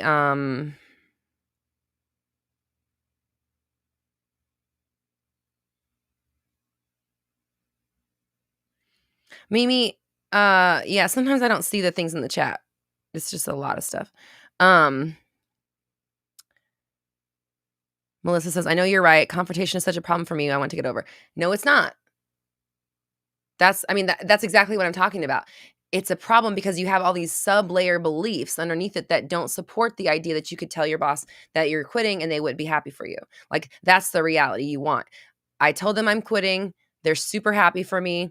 They even offered me more money to try to keep me to stay, but they were fully supportive of me leaving, and they're going to give me a letter of recommendation or some shit. Like, what's best case scenario? And then you need to make sure that your beliefs surrounding that support that? Because obviously they don't, because you just said confrontation is such a problem. So not only are you anticipating confrontation, you're already saying that it's a problem, that you don't like it, and you're giving yourself anxiety because of the anticipation of it, right? So let's start at the root of this. Why would there be a confrontation? What do you mean? They're happy for you. They're excited. You mean a cake and balloons and excited for your new chapter in life because they fully support you in everything you do? Because that's all I know. You know what I mean? It's like so you need to confront the story on all angles. If that, confront the story versus worrying about having to confront somebody, because that's just gonna, you're literally creating a confrontation by saying that confrontation is a problem for you and you need to get over it. You're gonna make confrontations happen for you just by having that definition of yourself. SG says, my old boss gave me a recommendation in a basket of food, of Italian food. SG, you were on Rewrite Your Specific Person, right? And weren't you, friends, I apologize if I'm mixing people up, but were you not the person that was working on rewriting the boss? Wasn't that you? So can you tell me that this just happened because of what you're doing? I just want to, did it happen because of my training? Because that's all I'm trying to hear. I'm just kidding. No, I want to hear your good news. And if it is from my training, then I definitely want to know and share that with everybody so that they know that there is answers for you. Jinx, hello. Welcome. You said, yes, it's more of a guilt thing. They're happy for me, but I'm putting them in a bad spot. I'm a nanny and the dad is about to deploy, and I can't shake the idea that I'm going to make it that much harder for them. This is like, you got, okay, Melissa, I get the impression that I could tell you, I could rewrite every one of these fucking beliefs and circumstances, and you would come back with another one just to tell me why it's not going to work. So because of that, I'm going to let you rewrite these and dig to the bottom of this, because it's more of a guilt thing. They're happy for me, but I'm putting them in a bad spot. Are you? Why would you say that? Why are you saying you're putting them in a bad spot? Why not say it's the best thing that they needed? It's exactly what they needed. It's working out perfectly for everybody involved. And with the stuff with the army, like, you don't have to affirm that stuff. Like, dads are around. Like, I don't know how you want to take this, but like, nothing is set in stone. The dad is not being deployed in every single version of reality. So if you can tap into ones where that's not the case, then you can shift that for them, or just stop saying it's a problem. Stop saying it's a bad spot. Like, literally, and I mean this with love. I do, like, what I'm seeing is like, you knock one pin down, the other one pops up. That's what I'm being shown in my head. So it's like, I'm no offense, I'm not willing to go down the rabbit hole with you because I have fucking energy to protect.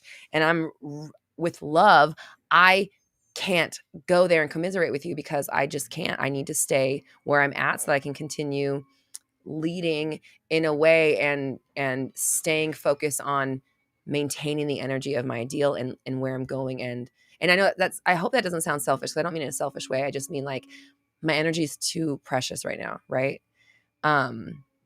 And you can change this. This is just what your 3D is. You believe it really hard, but that doesn't make it any less changeable. Scorpio, can you manifest while Scorpio angel, excuse me, I'm also a Scorpio. Can you manifest while sick? Yes, you're always manifesting. You manifest 24/7. It is the way of life on planet Earth. But when you're sick, and I was recently sick, so I understand. It's kind of hard to think outside of your health, right? Like, it and not that what I'm trying to say is that generally when you're sick, your thoughts are a bit preoccupied. And so we don't always have the energy to step outside of like, in my opinion, what I would do is thinking healing thoughts and stuff, and putting all my focus on healing my body. That's where I would want to be, personally. But you can manifest anything at all times. So it's more just like, how can you take care of yourself in those moments so that you can put your thoughts where you need them to be in order to manifest what you want. Does that make sense?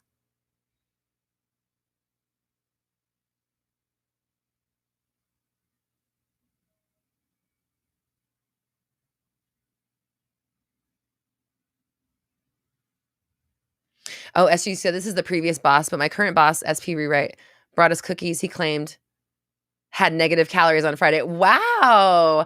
So the boss he's being generous, he's being funny, he is the camaraderie in the office is going up. The morale sounds like it's going up. So you're doing it, keep going, don't give up, don't stop because you can make it even better. Jinx says, I'm back home on the West Coast, best coast. Everything is flowing. Yay. I'm so glad to hear that. I'm so glad to hear that. Yeah, I'm so excited. I want to say I love that for you. It sounds sarcastic, but I really do love that for you. And I'm really excited for you. Shout out 360 fam, of course. I always have to do that. Just so we know, so that we can recognize when we're making milestones, if it's been a part of a training or a course that you could jump onto and see, similar results to what our people are going through. Oh, you like my tree, Jinx? Thank you. It's one of my favorite Christmas decorations. Melissa says, I don't know why. I've been off my game lately. No scripting or rewriting for quite a few weeks, but you're so right. Everything's working out for everyone involved. Best case scenario. Love that. Okay. Love it, Melissa. Don't stop your scripting. Okay. There have been a few times where I have stopped scripting for a while. It fucks my world up. And that happened before I started affirming it. Okay. So maybe I'm affirming the 3D, but that's fine because I would rather have the idea of I'm not going to stop scripting ever. I want to be scripting every night for the rest of my life. I hope I'm 65 and I'm scripting. I hope I'm 85 and I'm scripting because, oh God, why did I do that to myself? Anyways, because it's so expansive. It's so, it anchors the story in. And to me, it's like the reality that I write about at night is the world I live in the next day. That's the energy that I try to bring to it. And I don't know, scripting and meditation. I do scripting at night. I do in meditation in the morning. So I'm bookending my day in a really powerful way. And for me personally, I have to do it. It's one of those things where it's a non-negotiable anymore because the effects of them have been so profound on my life. And the times where I've let those things slip have gone down the fucking shithole so fast that it's oh, just kidding. Let me go. No, but go. Okay, let's meditate. I'm just not going to fuck around with it anymore. I'm at that point where I've been doing this for so long. And it's been 3 years. I'm not I don't have time to wait to not do my meditation. I don't have time to skip this. I don't have time to not do my scripting because I'm going to fall. I'm going to stumble. I'm not going to be on my game as much. And I know I'm affirming that, but also if you think about it, scripting and meditating is putting yourself into the into the mindset and the energy of your ideal self. So if you're not doing that, then you're not doing that, right? If you're not actively putting yourself into the energy of your ideal self, when are you in the energy of them?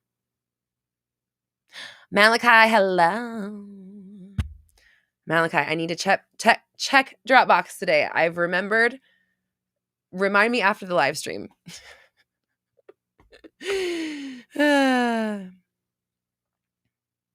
And also Malachi says, hit the like button. Thanks, Mally. Please hit the like button.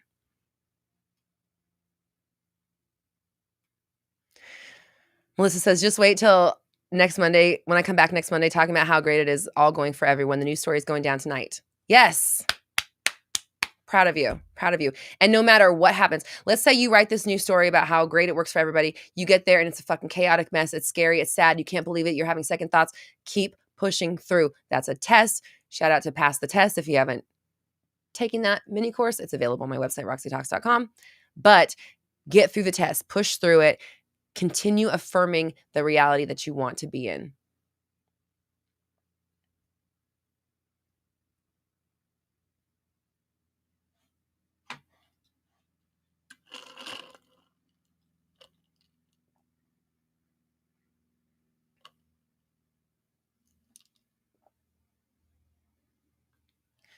Leanne says, someone upstairs needs to rewrite their SP. I got to hear all of their gripes about each other. That's funny. Hey, baby.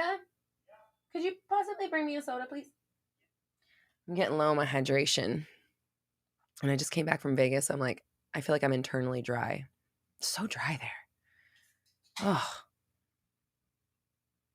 so thirsty all the time when I was there. Thank you, baby.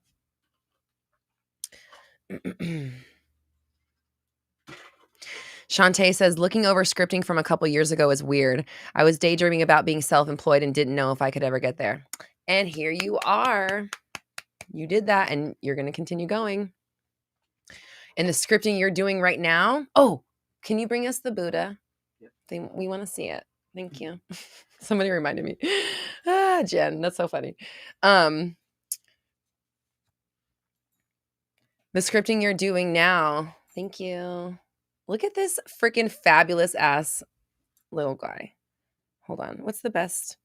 So I don't know if you can tell, but he's wearing like a freaking glittery cloak here. Cloak. I don't know what you would call it. Here's the back because it's more glittery. Can you see that? And anyways, he's a little money Buddha. He has like a little money bag next to him. And he brings me good luck and money. And we love him.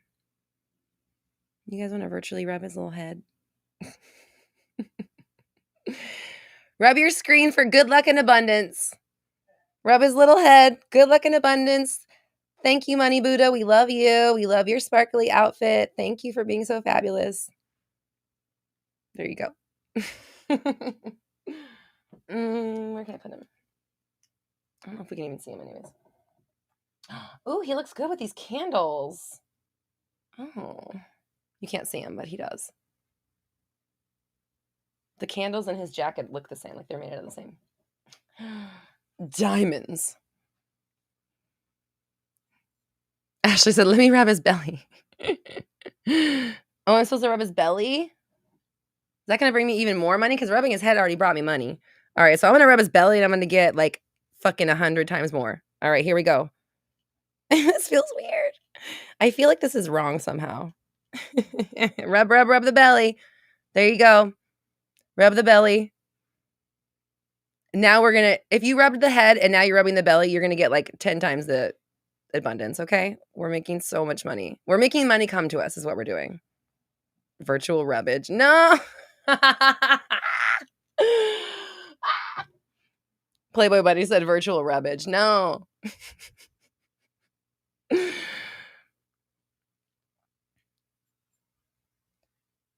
Michelle. Oh, you guys are fun.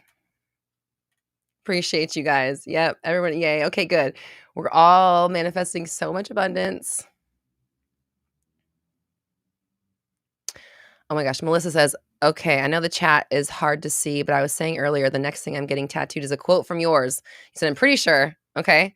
I almost did it yesterday, but I did something else. What, pray tell, is the quote? I need to know right now.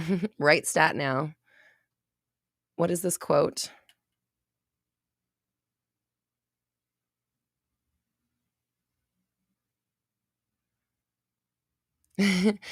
Belwick, Gabby, right? Gabby says, what's up, Chilosaurus Rex says, hello, Gabby.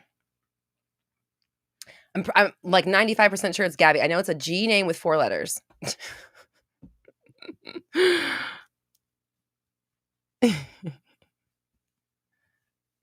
Mama says, dad bod bald-headed men. Ugh, my weakness. Well, here you go. Here you go. He's a lucky boy. And he's going to bring you abundance and happiness. One more chance to rub his little belly. You guys are so fun. Oh, choose and choose again. No, that's Gabby Bernstein. Yeah, that was Gabby Bernstein. I did say it though, and it's great. But that's that's Gabby Bernstein. So, oh my God, and it's Gabby. Wow, that was weird. Oh, that was fucking weird. That was a weird synchronicity. That was, you guys, are we, okay. Is the chat lined up enough to where you guys can see how weird that was? I don't know. Okay. The chat is behind, right? The chat is 30 seconds delayed. We talked about that earlier. My mind's like blowing right now. Hold on for a second because Belwick, I was like, you're Gabby, right? And I was like talking about the name Gabby. And then Melissa Excuse me, my M's are getting mixed up. Melissa says the quote, and I'm like, no, that's Gabby Bernstein. And I'm saying this Gabby at the same time. Then I look at the chat and everyone's like, it's Gabby, it's Gabby. And we're talking about different Gabbies. Sorry, that one made my brain melt a little bit.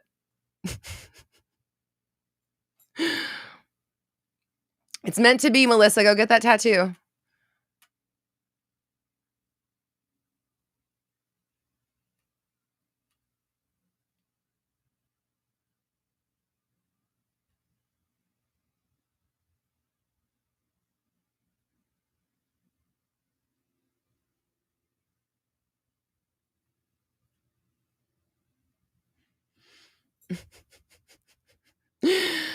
Mama says, yes, I was a tad confused. Yeah, because that was a glitch in the little matrix right there. Not a glitch, but there's one of those moments. I mean, we can call it whatever we want, but either way, it's like stuff lining up, right? It's literal alignment happening. You're seeing it happen in real time. So, oh my God. And then Melissa says, funny you called me Michelle on accident. My family calls me that for a moment all the time because it's my sister's name. Wow. See? That's fucking weird. In that whole Gabby thing, we had another synchronicity in that thing. That like a double synchronicity in one. Holding two birds with one hand. That's what we call it here. That was fucking weird.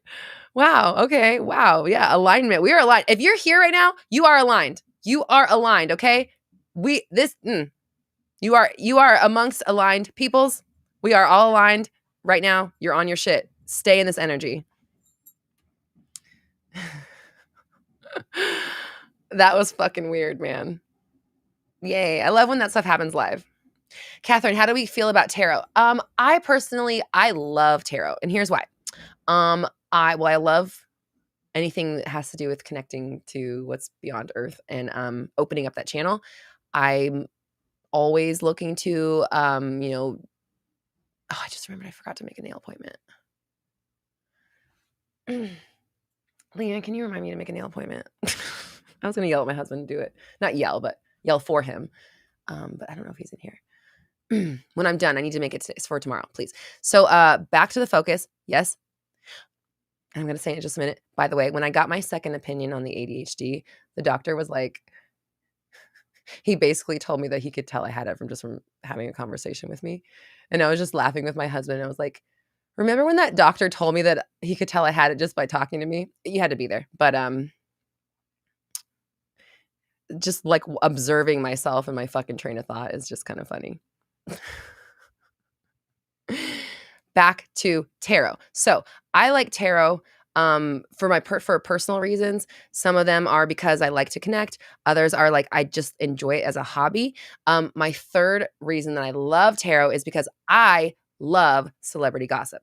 I love it. It's like my number one guilty pleasure as far as like trashy content. I just love it. So I love to watch tarot videos about celebrities. And I do sometimes my own readings on them. Very rarely, but sometimes I'll be, oh, what is this? What are they doing over here? Like I had to, when Nick Cannon announced like his 10th kid, I was like, I need to do a reading. I need to know what the fuck's going on with these people. Like no judges, but I'm just like, I want to know what's going on in his mind. So as far as tarot and manifesting goes, here's the deal. Tarot is going to read your current energy, or like it's going to read the arc of the path that you're on, essentially. So if you like what you see in the tarot, cool, can just keep going in that direction. If you don't like what you see, then just change it. Just change the story and shift what you're thinking about. Like you can definitely shift your energy at any time. So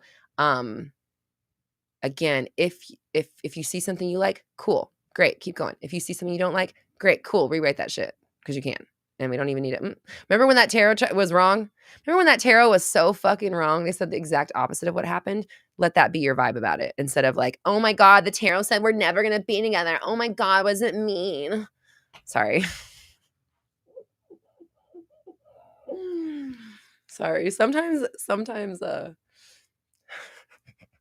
You don't know people's story in the comments and you can't hear their tone. So a lot of times the comments just sound like, wow, my manifestation. So I apologize when I use that voice. It's like how it comes off in my head, and I apologize, but that's how it comes off to the outside world, by the way. AKA that's how the universe hears it. Okay. So um Aphrodite. I love Aphrodite's channel. I definitely watch him. He's probably the only YouTuber who like I wait for their videos. I'm not happy when he doesn't. Sometimes he does pick a card videos, and sometimes he does like, "What's your September gonna be like?" I don't like those. I'm like, What? Where's Brittany? What's Brittany doing? What's going on with Kim and Kanye? I can't. I don't care about pick a card. I don't care how this month is gonna go. Tell me what's going on with Balenciaga. I just need to know. So like, Playboy. Yes. And fucking Jersey Shore. Yes, 100%.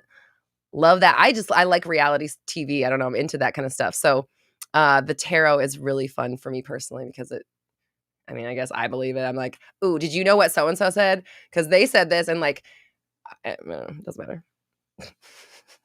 I enjoy my tarot videos, my celebrity tarot.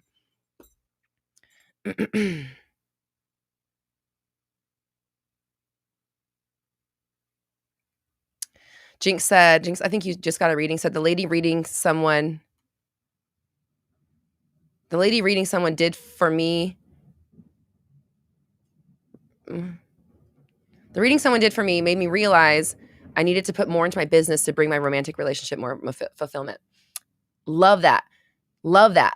What it's saying is that you need personal fulfillment in order to be fulfilled in a relationship. I know that you listen to what I'm saying, so this may not be for you necessarily, but how many times do I fucking say that? Personal fulfillment is the road to the fucking relationship. It's not through the SP. The road to your SP is never through them. It's through you, okay? So if you're over here wallowing about your fucking SP, that's why you don't have them, because you make their existence more important than your own. And that's just some extreme cases, and I'm sorry for yelling. This is why I don't talk about SP stuff anymore. I just instantly, like, I get fired up.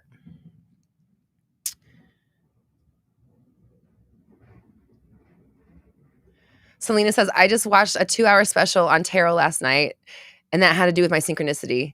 And girl, you have to do with my dream. I'm losing it right now. I need to hear about your dream. Let's hear about it. Okay.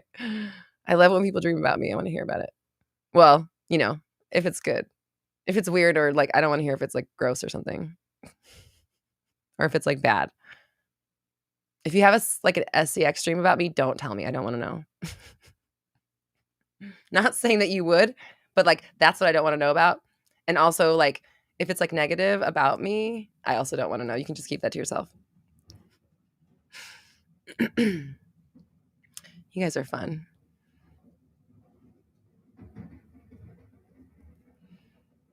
Oh, Gabby, I see it. It says, you're the best. I'm intending Roxy reads it. I read it. Is that what you meant for me to read? Because I read that. Was there something else?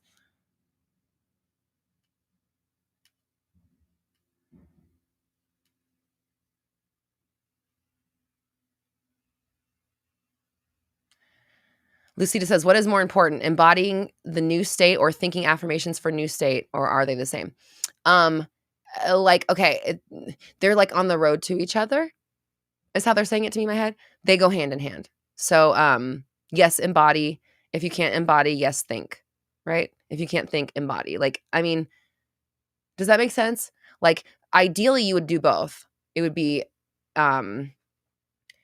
feelings and physical stuff, and it would also be mental stuff, right? Like if you were in your ideal reality, you would feel like it, and you would think like it. So again, you're always wanting to like emulate the 3D reality truth of your ideal self to move yourself into their space. So, okay. Oh, you asked the question earlier. No, I didn't see it. That happens a lot. People will be like, I hope Roxy sees my question. And I see that, but I don't see whatever they see or whatever they were asking about. Oh God, I just got a craving for fries. which is fine because whenever I eat, I just keep losing weight. Doesn't matter. I keep releasing no matter what.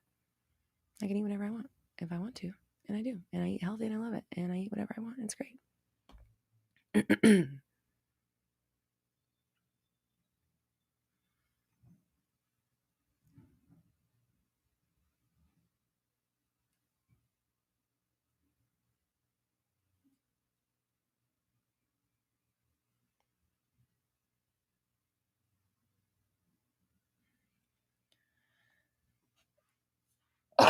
Excuse me.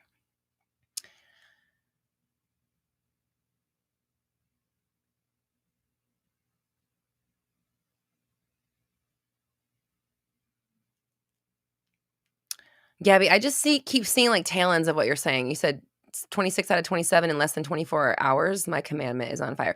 Yes, let's talk about homework. So last week's homework was to take your 10 commandments and then pick one of them to really focus on this week and dive deep into it and the energy of it, and then kind of share what that was. So let's talk about the homework. Let's talk about your commandments. Let's talk about the one that you decided to focus on this week, and what the what the results were from that focus.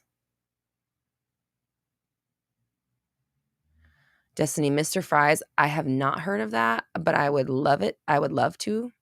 I love fries. Like potatoes is one of my favorite things in the world.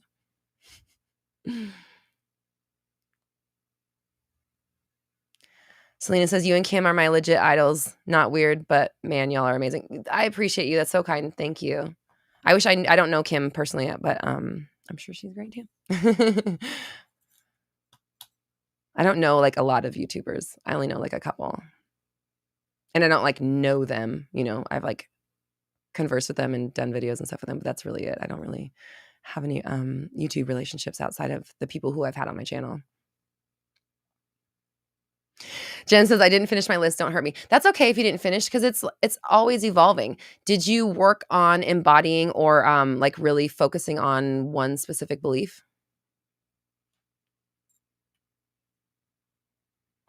Oh, it's in Long Beach. Oh, okay. Okay. I can go to Long Beach. Mr. Fries.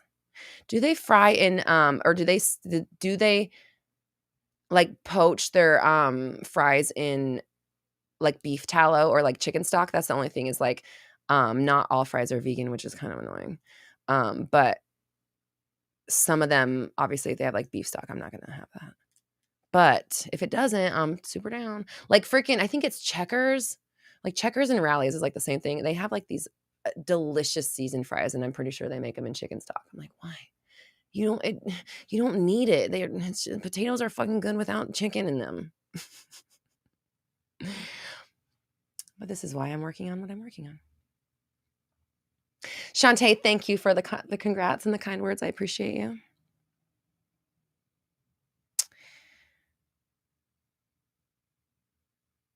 Selena says, it scares me though because I don't want to lose money if I try something else, but you literally read my message. There are no coincidences. Like, okay, you have to like do things even though you're afraid. And I don't know if I don't think you were here earlier. I didn't see your name until recently, like popping up through the chat. So if you weren't here earlier, I would suggest going back and listening to it because we talked about leaping through fear and like why, courage is really displayed when you are afraid, but you still continue to do the things and to invest or to take the big leaps and supporting yourself in knowing that it's going to be okay. That's how you move through fear.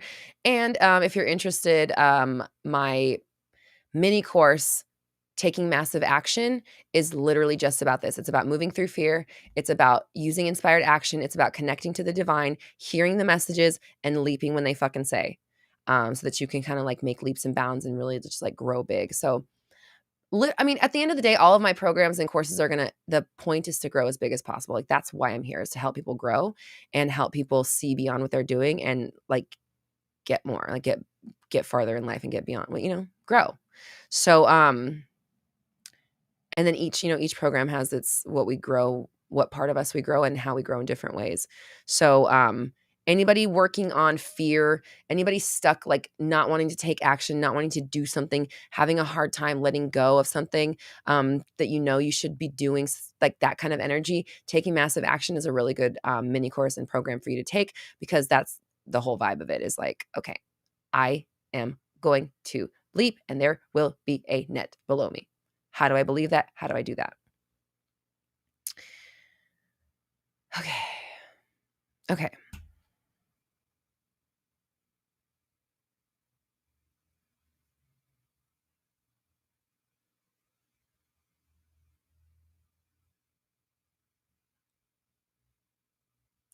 Mesh says the word homework triggers me. Okay, that's fair. Is there something else we can call it? Jinx says, I just realized your shirt. We were talking about vintage Mickey a lot this week, and no one believed me that Mickey has a tail. Okay, Jinx, because is his tail visible? No. Jinx, you want to know what's really weird? Synchronicity, because here we keep having a bunch of them. Before you got on here, people were talking about my shirt, and I was like, this is vintage Forever 21. So we were literally talking about, and I made a joke about it because it's like probably 7 to 10 years old, but I was like, this shit is vintage Forever 21, and here is this Mickey thing, and they're talking about vintage Mickey. So we're all aligned like really hard right now. Okay, Gabby says, my homework, one commandment was anything I affirm manifests in less than 24 hours. On my manifestation list, 26 out of 27 manifested in less than 24 hours. The other one took 26 hours. Oh my God. I want to give you a round. Gabby, that's fucking rad. I'm so excited for you. I'm so proud of you. Don't stop believing. I did not mean to say that like that. I mean, I didn't know that's where it was going. But literally, don't stop believing in that. Don't. Don't stop believing, okay? Hold on to that feeling. And Leanne Roche, you said you found my live performance reel. I think it's on that one. I'm singing. There's a clip of me singing. There's actually 2 clips of me singing Don't Stop Believing on my Roxy Lee Hart channel. But Leanne Roche brought it up earlier, so that's why I was in my head. Leanne Roche says, tangible action steps, growth work, own work, self-work.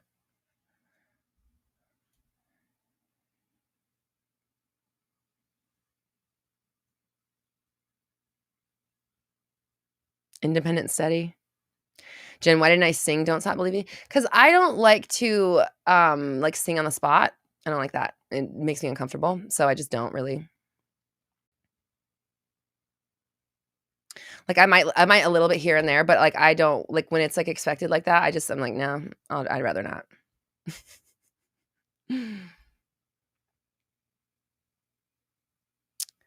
Okay, I'm focused on the chat, and we're talking about homework. Mimi says the commandment I focus. We're talking about self. I don't know. I'm gonna have to think about this personally because do I feel comfortable changing it? That's what I need to think about. Okay. Mimi says the commandment I focus on is I have an amazing singing voice, and I believe that I can be as big as Taylor Swift. That's another big leap I made this last week. And how are you doing on believing that?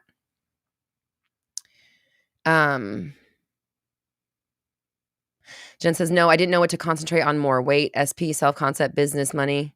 I was trying to get specific. Why don't you start with self-concept? Because the self-concept is the root, the self-concept is the trunk, and all those other things are branches. Does that make sense?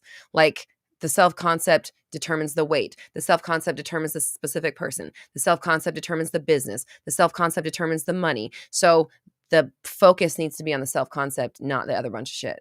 Like you want to affect the tree, you fuck with the trunk, not the branches, right? Does that make sense? I don't know. Or the root. You can get what I'm saying, right?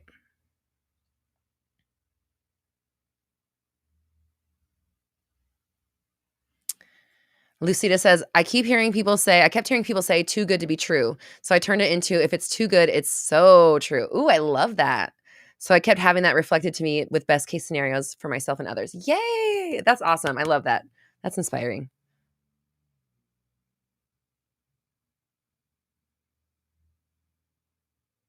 Linda says, "So do you recommend focusing more on one belief at a time, like you said, embodying the one commandment?" No, I don't, because here's why. This is a good question.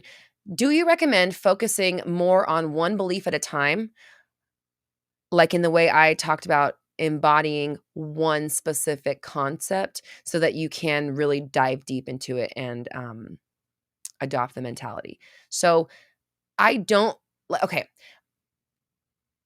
yes, work on beliefs. And the reason I said embodying the one commandment is because that was our homework assignment from, a previous Mindset Monday, was to not just write these commandments for yourself or these new rules for yourself, but to actually live them, to be them, to embody them. So I wanted everyone to take one of them and to focus on that this week so that they could really get into the energy of it. Now, when it comes down to focusing on one belief at a time, I do say I don't think, personally, I wouldn't do that because there's a lot of beliefs that are connected to the belief in question. Like, what I like to tell people is, like, it's that belief in all their friends. It's that belief in all their cousins and friends. Everything that supports that belief also needs to be worked on. So earlier we were talking about self-concept with body and weight loss and stuff. And I told you, like, as I'm working on changing my concept about my body and what I think about it, I'm realizing how many thoughts a day and how many beliefs I have that anchor me into this version of my body, because I'm putting the spotlight on this right now. Um, and actually, hold on, I have to take a moment to acknowledge myself, because this is a personal, wow, holy shit. This is a personal moment of power for me, because ever since I've started my business, all I focus on is my business. Like, I don't work on really anything else. And it's not that I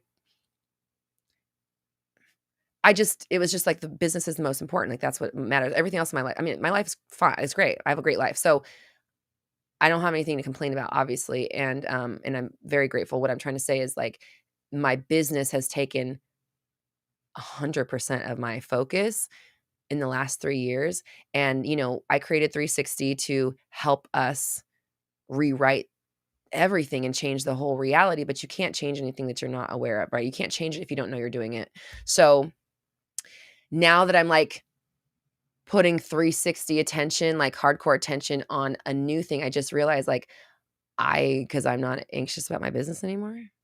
And I feel like I'm finally in a good spot where, like, I feel lighter and I feel excited and I'm ready for the next chapter, and that I haven't felt that way in a while. So, I'm just realizing that, like, the reason I'm doing this is because I have space to do it in my mind. And I'm telling you this because your SP is doing the same. Um, your money situation is doing the same thing. Your insecurities are doing the same thing. They're taking up your focus, and it's like they're spending your manifestation coins without you knowing, or without you getting the benefit. So watch where you spend those coins all day long. Um, if you want a reality, it doesn't matter what it is, you have to work on all of the beliefs that are keeping you from it, not just one. So, but working on one concept, like, we made the 10 commandments because I wanted you to make 10 rules, 10-ish. It's an arbitrary number, but I wanted you to make new rules about who you are and what life brings you and what you get, because we've all just kind of been living off of the same concepts that we've always known and understood. So I wanted you to rewrite new rules for yourself so that you could experience a new life. And when you're learning something new, or you're working on a new manifestation, or you're working on changing a belief, diving deep into it and really focusing on it is a good way to knock that shit out, right? Like, really learn the belief, know the neighborhood, know the turf, and then understand how to go about changing it. So, so like, your question is kind of like, I mean, yes, both, and no, but I mean, yeah, like, embody for sure. Do one if that helps, but just know that like the one belief has friends, it has tendrils, it has roots, it has like Groot. I'm seeing Groot in my head, like, you know, when Groot like grows and he's just like, rah, and he's just like growing more, like it like has that, right? Like it has the power to really grow. So um the commandments are like more like overarching beliefs. And so when we're drilling down into one concept, if the body, like let's say one of my commandments was I weigh blank pounds, I love my body, I love being in my body or whatever, I I'd be drilling down on that concept of loving my body or believing that it's the ideal one or that it functions the way I want it to. Does that make sense? Um, and there's a lot of beliefs that sustain and support my concept of my body. So, and the other thing about the 10 commandments is that it's kind of like 360 a little bit. Because in 360 I have you categorize the aspects of your life and then kind of break down like what you think about it and what you want to think and then help you install that new thought process. So again, 360 is coming back in January. If you're interested, hit the 360 tab on my website. And anybody that signed up for the wait list for 360, I'm going to send you a super special pre-sale price or early enrollment. We'll call it early enrollment for 360 that no one else is going to get. So you have to be on that list to get it. You have to be on the wait list. RoxyTalks.com. At the top, click the 360 method tab and sign up for the waitlist if you're interested in joining 360 when it comes about and you want a coupon code. Okay, that's what that's for. Did I watch the Guardians Christmas special? Yes, and it was so cute. Oh, me and my husband actually both really liked it. I thought that I thought they did a really good job with that. It was really cute. Okay, all right. Here we go. Focus.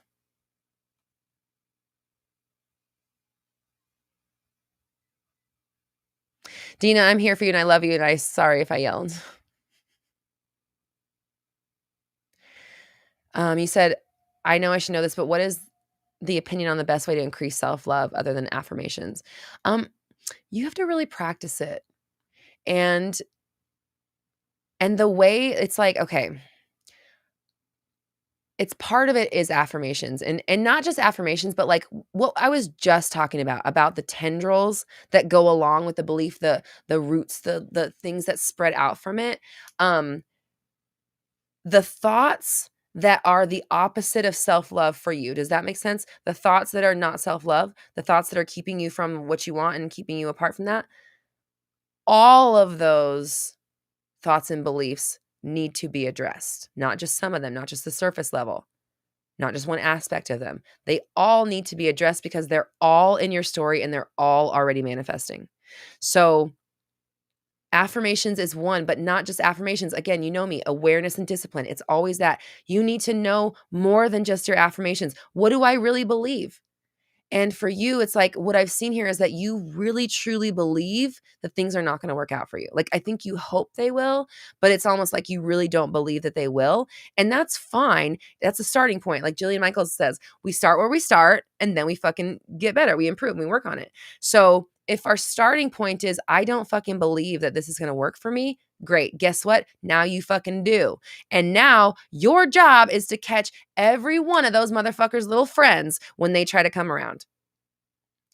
Anything that sounds like I don't believe, I can't have it, it won't work for me, it's going to take a long time, all of the limiting stuff, all of those things, they happen throughout your day a million times. And I know that, again, just because I've done it, I'm working on it right now. I'm human too. I get it. I've been there and I'm still there. I'm still doing this right now. I'm literally telling you guys about something that I'm actively working on, which means I don't completely have the self-concept down that I want for that, right? That's what I'm saying. So I get it. And every day I dedicate myself to understanding more and practicing more and sharing more and helping you understand more and you practice more so that our lives are about the growth and the focus and the appreciation of the self. The stuff that comes with it, including the people, that's the result of putting yourself as the number one. So not only are we're affirming, but you're also working on the beliefs around the affirmations, the beliefs that sustain the affirmations. You need to be on top of them. And then on top of that, you are putting in daily shit that brings you joys. And if you're feeling really shitty, you're not in joy. Like, right? Like, obviously. So if you're feeling really shitty, you have the choice in that moment. Once you realize you're feeling shitty, that's where awareness comes in. Again, awareness and discipline, it's the cornerstones of 360 method. Once you realize you've been triggered, you're sad, you're thinking the wrong way, you did the thing again, you've been affirming the wrong thing, the second you notice it, yes, bitch, you did it. That's all. The point is not to beat yourself up for not realizing it earlier. The point is you just noticed that you were out of alignment. Fuck yeah. Do you know how amazing that is? Now, the second part of it is to redirect yourself. So when you're not feeling it, when you notice that you're sad or you're depressed or whatever, or you can't, and I don't want to talk about like, I don't want to talk about like clinical depression. I don't want to talk about like medical type stuff. I'm talking about the way we are living our lives every day that is keeping us stuck in how we feel and who we are, right? If you are sitting around in sadness, you would rather wallow than meditate, then go dance around in your living room, then go do some yoga, then go take a walk, then go call a friend, then watch a fucking Marvel movie or watch some Harry Potter. If you would rather sit in the sadness than do that, then use it to your advantage. Don't just wallow. Why am I wallowing right now? Why am I doing this? Why would I rather do this than make myself feel better in this moment? What am I getting from this? What can I learn from this? What does this remind me of? Use it instead of sitting there and just fucking soaking it up. And that's why I get really fired up, is because, like, okay, I'm going to read because like, okay, I can't. I got distracted with the chat, and then okay. Anyways, but you're saying, for example, let's see. My brother's planning more vacations every year, and today I'm like instantly triggered. That will never be me. Ugh. Well, okay, that's my point. So you take that, you get triggered and say, that'll never be me. Ugh. And then you stay in ugh.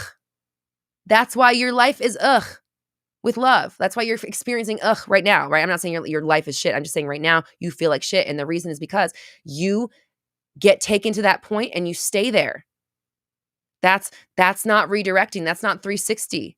That is not what your ideal is doing. Your ideal in that relationship, having the person and all the things that I know you want, she does not sit around and think, ugh, that'll never be me. That is not on her fucking mind. It's not even in her fucking lexicon. Do you know, I just saw her, she's like, I see someone like burning a bra. She lit that motherfucking belief on fire, and she fucking, sorry, now I'm seeing Angela Bassett in, Waiting to Exhale, when she lights the fucking dude's car on fire and she walks away. That's what I'm seeing.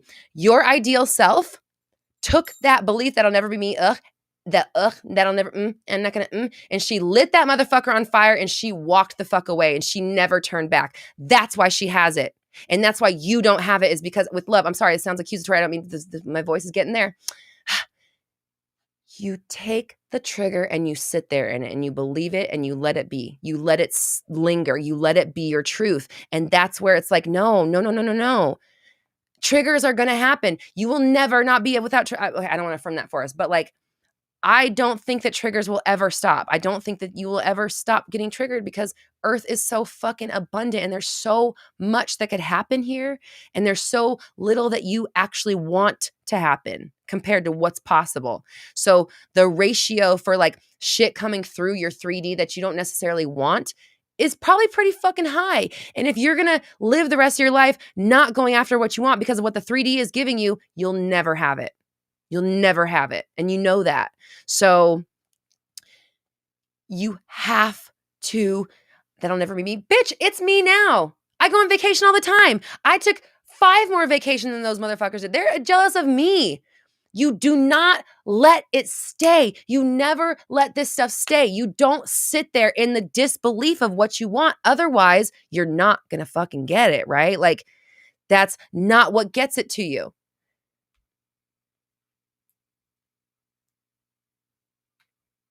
You said it's hard for me to even imagine having a partner during the holidays. So I affirm the opposite, but deep down it really hurts because you're not working on your beliefs, because you're sitting around imagining not having a partner. You are living it out over and over and over. And every year you make it worse because you affirm it again. So every year you're affirming that you're going to have no person next year. When are you going to have a person on holidays if every holiday you affirm you don't have a person for holidays? And again, not just affirmations, because I know you're saying you're affirming, but you're not working on the beliefs.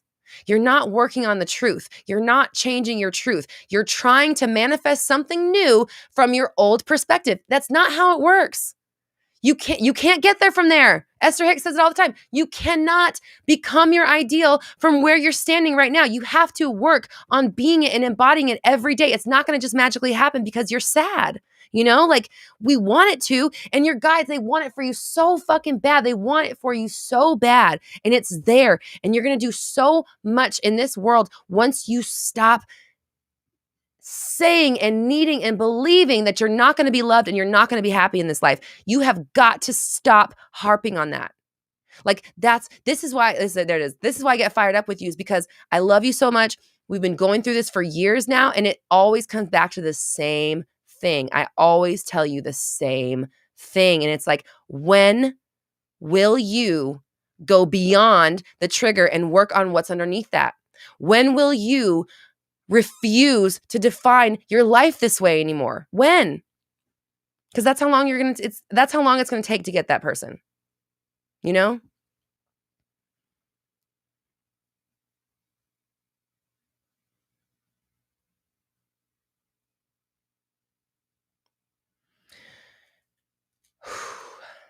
And I'm sorry. I it's not anger. I just get, it's so much emotion comes through. It's like I can't, it's just like a huge wave of energy. So I apologize. I don't want to like single you out or make you feel like I'm always yelling at you again, because like I so just want you to, I just want, like, what I hear in my head all the time is I just wish you could see yourself the way that the rest of the world sees you. Like, that's what I really want for you. Because once you're there, once you realize how awesome Dina is, the rest of the shit is, it falls in line, you know? So it's like, how can you fall in love with yourself? Start appreciating, start worshiping yourself. Start treating yourself like a fucking goddess.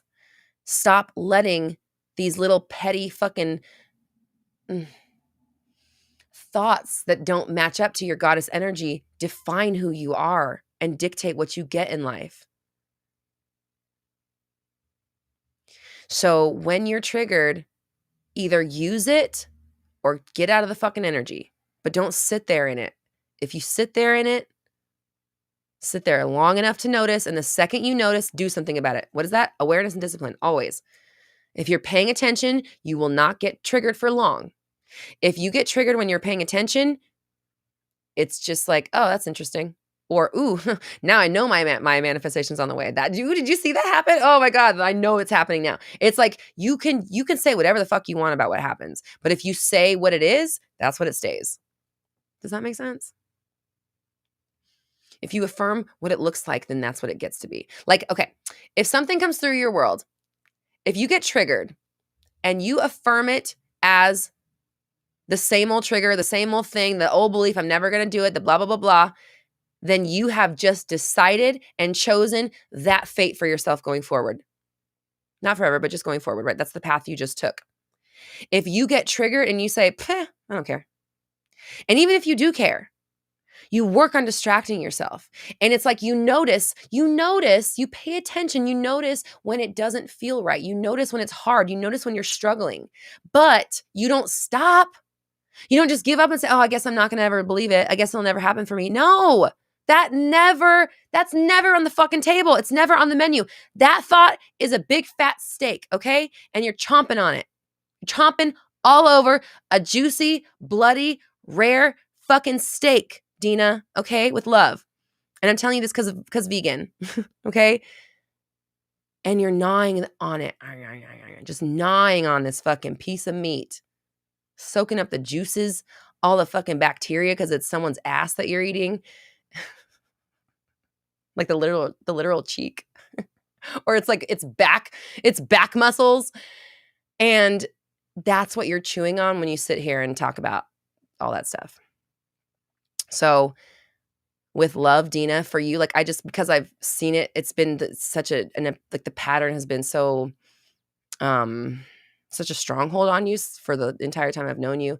I can just say, I don't want to put limiting beliefs on you. What I want to say is that, like, if you don't work on these beliefs, you're going to get sucked under with the tide. Like the tide keeps coming in on you and you're not learning to swim. Does that make sense? I need you to learn how to swim. Long distance. I need you to learn how to swim when you're fucking tired. I need you to learn how to swim when you want to give up. And when you want to give up, what do? You fucking lay on your back and you float for a little bit. And you get your energy back and then you swim again, okay? But we don't sink. We don't just sink to the fucking bottom and then drown. You said you don't feel like you're worthy of this group. Absolutely not. No, you're more than worthy. You're more than worthy. You're one of my favorite people. And you need to be here. I want you here. I'm sorry I'm yelling. It's because I love you.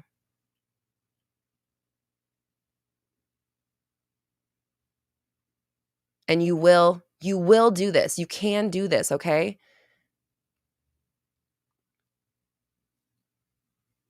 I know, like, I'm going to tell you a little bit of I'm going to tell you a little, what time is it? Oh my God, it's 2.5 hours in. All right. I'm just going to tell you really fast a little bit about my story. I did not grow up with money. I did not grow up like being able to just get whatever I want and whatever. A lot of people have that story. I had anxiety and doubts about something I just did on Saturday, and I had to talk myself through it, and feeling like uncomfortable and like, oh my God, and like having it like, okay, here, I'll just tell you, I dropped a secret offer on Saturday. I've never done it before. I was like, you know what? I'm going to try something new. I'm going to drop this offer. I'll tell you guys what it is if you want it, because there's only a couple spaces left, but fuck it. I'll open it up because whatever. Should I? No, I'm going to keep it secret, but there'll be more. But the point is, I put out an offer this weekend for something I've never done before. And I was just compelled in the moment to do it by the coach I was talking about earlier that talks about, moving through fear and just doing it, just going forward and pushing through. And I created this new product thing that I made up, and I sent it out. And then I had like anxiety all day about like, are they going to buy? Who's going to buy? Like, do they want that? Like, oh my gosh, has anyone bought it yet? Like rechecking my email, reloading the page. I went through that on Saturday. That was just 2-3 days ago. But I also was like, of course they're going to buy it. Everyone loves your whatever the fuck. I was also answering back.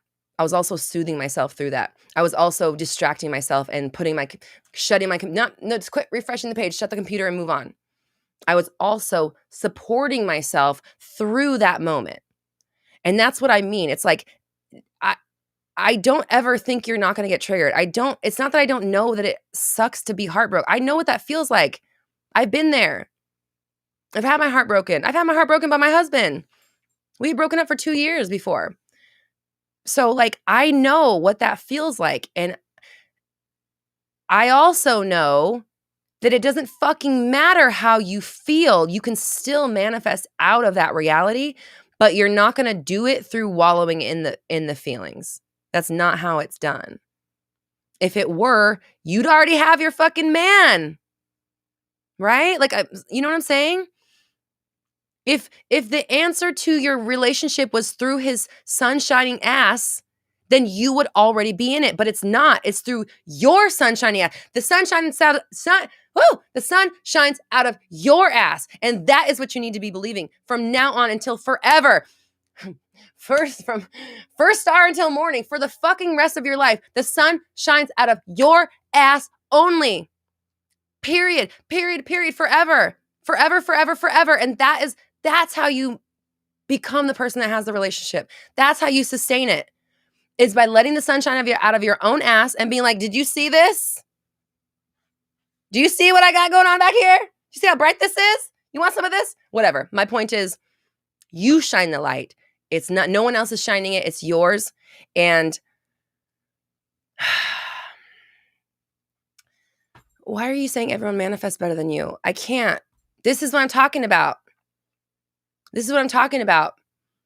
I'm literally channeling information from your spirit guides, from your people, trying and pleading with you to stop saying this stuff.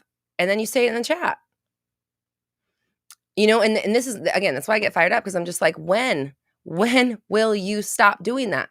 When will you not let this stuff define you anymore? When will you refuse to talk about yourself like that in your life? That's what it was for me, honestly, is like, I refused to stop to think that way about myself anymore. And it's not that here's another thing, because Jinx said, thank you for being vulnerable and sharing. It's not that I don't feel that way. It's not that I don't feel the experience. It's not that I don't think those things. It's that I don't let myself stay there. I didn't grow up with money. I might never be able to, I don't know this. I might never be able to like operate with high levels of money without some level of anxiety and fear because of the fact that I didn't grow up with it. It's not something that's a certainty to me. Whereas like love, I did grow up with love. So for me, love is a certainty. That's why I have a great relationship and I don't have to affirm for it, because it's, to me, in my mind, I was raised with the expectation of love and the reception of it. And that's why I get it. But with money, on the other hand, I was not raised that way. So now I have to actively work on changing it every single day. Every 15th of the month. You know what 15th of the month is? Payday. That's when I pay all my people. I have 6 people on my team. Every 15th of the month, I have to send thousands of my dollars away to other people. And I have to do it with love. I have to feel good about it. I have to be excited for it. I have to be so proud of myself that I'm helping other people live. Otherwise, it's scary as fuck. And you want to shut down and you don't want to do it. And it's just like you want to shrink away, but you can't do that if you want to expand. So every single month, I have to put my shit on the line and pay. Yay, I get to pay people. Pay this person. Yay, I get to pay them. Even if it's terrifying, even if it's, I'm not even finish this. It doesn't matter. My point is, you always have to work on this. It's like, you are you, and the you've been has gotten you this far into this version of life. And if you want something different, then the you've been has got to fucking go. And I'm loving that fucking segue into the new year, new you master training, because that is exactly the energy.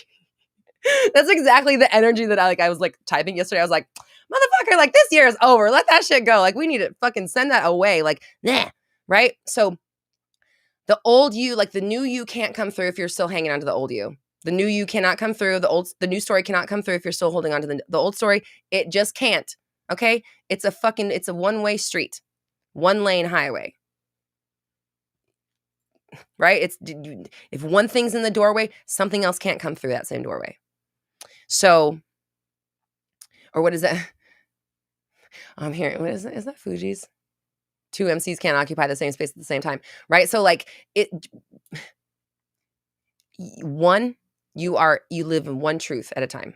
You live in one truth at a time, and you're either living the truth that you have been given through your manifestations and your expectations, or you choose your truth and you apply it every moment of the fucking day, especially when you're not doing it. And you, for the love of God, don't sit around and share how much it's not working. Like maybe 4 years ago, but it's been 4 years of the same thing, right? And so that's why it's like, Gabby says, you cannot serve 2 masters. Exactly. You have one truth to believe in. You have one lifetime. You are one person, one mind, one awareness.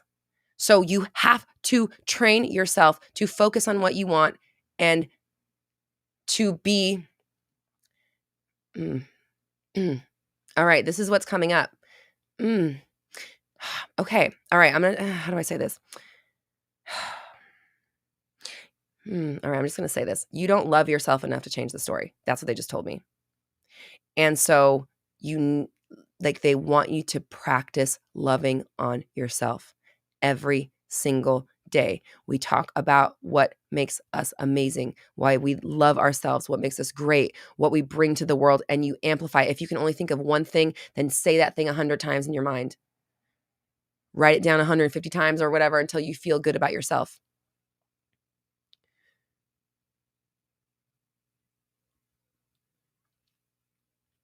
Sorry, the chat got me.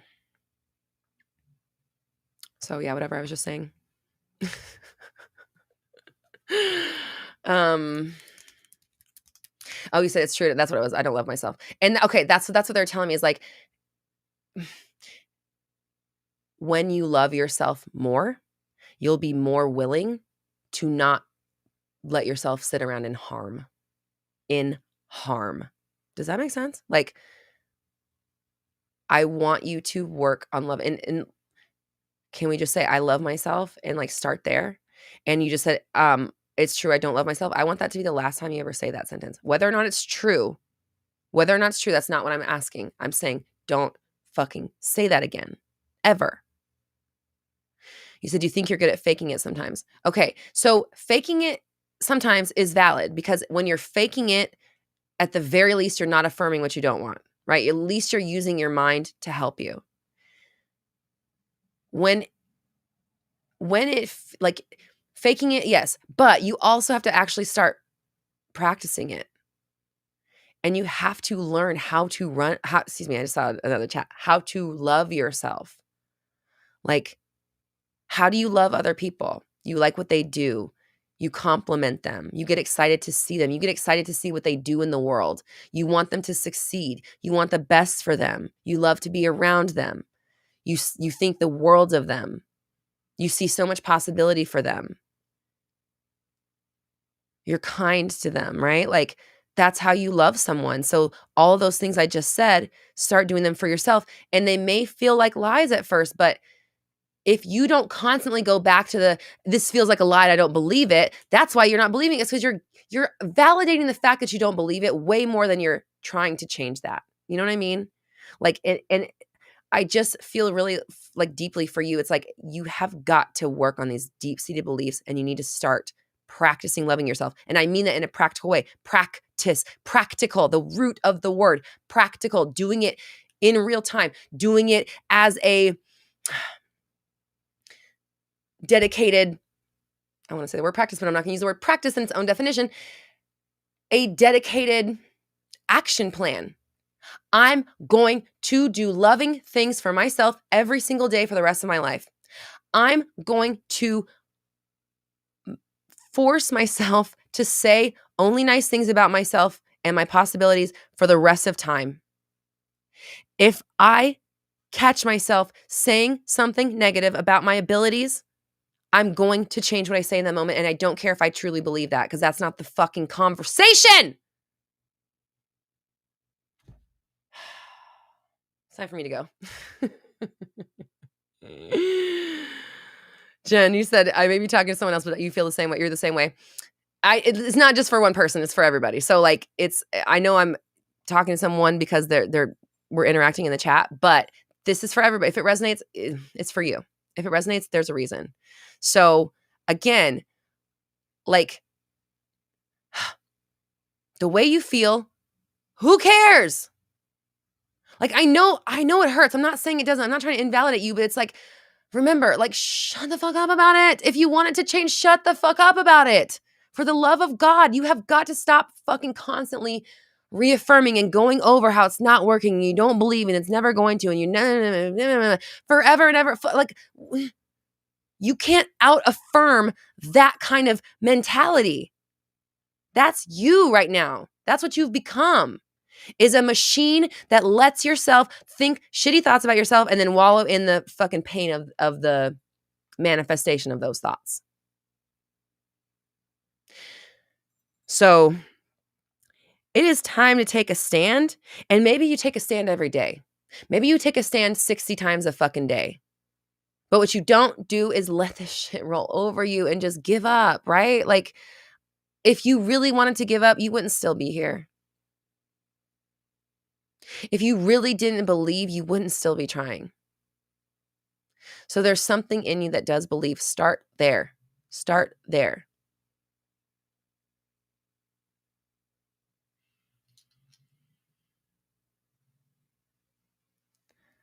Gabby, I'll make sure I'll let you know when we're hiring again.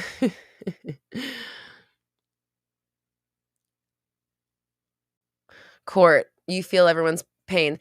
And listen, I feel it too, and I think we all do. I think we all kind of like we're all connected, and I'm sure we're all a little bit empathic as we're here. You said I'm like the ultimate self-sabotager. Dina, with love, like you don't need to affirm that to us. Who are you affirming that to? You know what I mean? Like what good can come of you typing that in the chat? What is going to come of you typing that in the chat? It's not going to be you not self-sabotaging, that's for sure. So this is what I mean is like, when will you stop? You know? When will you stop affirming that? It's fine if you've been that, but don't you want to change that? Or do you want to keep living that life? That's what I don't get. It's like, if you want to change it so bad, why aren't you doing the things that are going to fucking change it? You saying because you're noticing it, which listen, I love you and I appreciate you. And I'm sorry to like get on your back, but when I see it in the chat, all I see is an affirmation. I'm the ultimate. I'm not going to finish the sentence because I don't want to finish that one. But like, that's what and like, again, the universe, not third party, neutral party, you're just screaming this stuff. So that's what you're getting, you know? So understand, like the words manifest, you know? So I just like, if you're seeing that you're this thing that you just typed, then you would say, you know what? I just realized I need to stop self-sabotaging or something like that. That shows that you've noticed it's a problem and that you're going to commit to working on it. But just saying that you have that problem isn't okay. And, it's just going to keep bringing you stuff that problem brings. And I don't want to make this about one person. I definitely don't want to like single anybody out because I'm not trying to do that. And I hate when it goes like that. Honestly, I hate when it goes like this because I don't want to make you feel like bad in any way, because I really do love you. And I think you're an amazing person. And I just want you to see that too. And so sometimes I'm just it's like that kind of energy. And I just, how I feel I don't like to get like that all the time. And I just, yeah. So, oh my God, we're going on 3 hours. I need to go. I need to get off this thing. Our homework is, I want you to question all beliefs. That's your homework this week. I want you to question all beliefs. I want you to be really, really, really like, should I believe that? Do I have to believe in that? And this is what I want you to do. I want you to write that down and tape it up somewhere. We talked about this with the commandments. I want you to write somewhere or put it on your phone or put an alarm. Do I really need to believe that? And I really just want you to start questioning your beliefs. Is that true? Do I need to believe that? Is that something that's like a fact, or is it something that's carried over from childhood, or that one time when Jackie on the playground fucking kicked dirt in my eyes or whatever, like just our homework is our self-work, our growth work this weekend is to question the beliefs. I want you paying attention. I want you paying attention to the things you think are a given. The things that you don't question them. That's what I want you to do, is just like watching yourself for like times you leap without a net. Ooh, that's good. Ooh, I love it, because those things are beliefs that you act on through fear.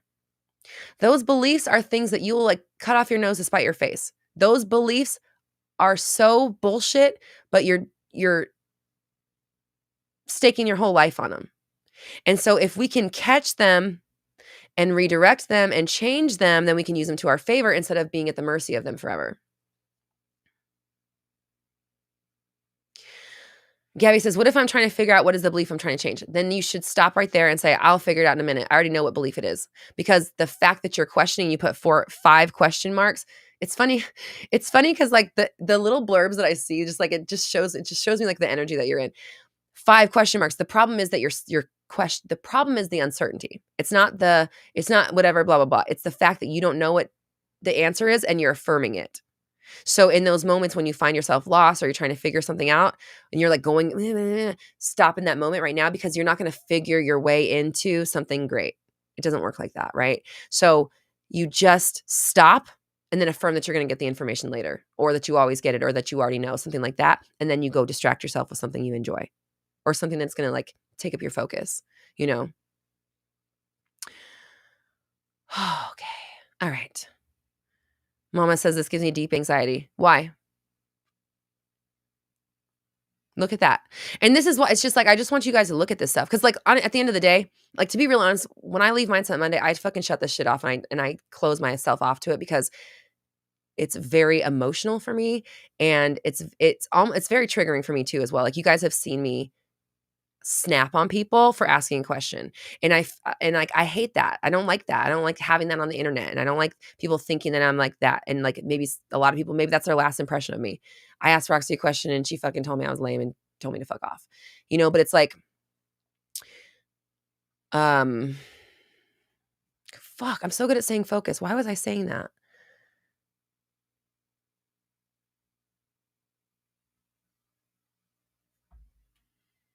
Oh, something about shutting in. I leave Mindset Monday here is what I'm trying to say. I leave Mindset Monday here and I don't take it with me. Moon and King, hello. I certainly like, think about you guys a lot, and you come up in my mind sometimes, but I don't carry the weight of 360. I don't carry the weight of any of my clients, honestly. I think that part of it is the ADHD, which is really nice, because like as soon as I'm like turn on to something else, it's gone. Like if you're an ADHD person, like like if I can't see it, it doesn't exist. And so it's really easy for me to keep up with stuff and keep up with people because they stay in my forefront and I always remember. Dina, yeah, I love you and I'm sorry again to, Jen says, you yelled at me last week. I'm still here. Thanks, Jen. I'm glad you're here. I'm glad you came back, because like I would hate to like someone be like, she was so mean to me. And I know there's people out there that have that impression because they fucking emailed me. So I'm sorry to those people. I really didn't like, I'm not mad at you. I just like, when you tell a kid 10 times to get down off the fucking couch, you know what I mean? It's like, get off the couch. After a while, can you please get off the couch? Can you please get off the couch? Get your feet off the couch. Can you please get your feet off the couch? Can you please get your fucking feet off the couch? You know what I mean? I don't have kids, but like the escalation of it, that's like what happens with me when I'm giving these answers and I'm saying the same thing over and over. It's like, get your fucking feet off the couch. For the love of God, just get your feet off the couch. Probably a good thing I don't have kids. Obviously, and yeah, we need to talk about that. But anyways,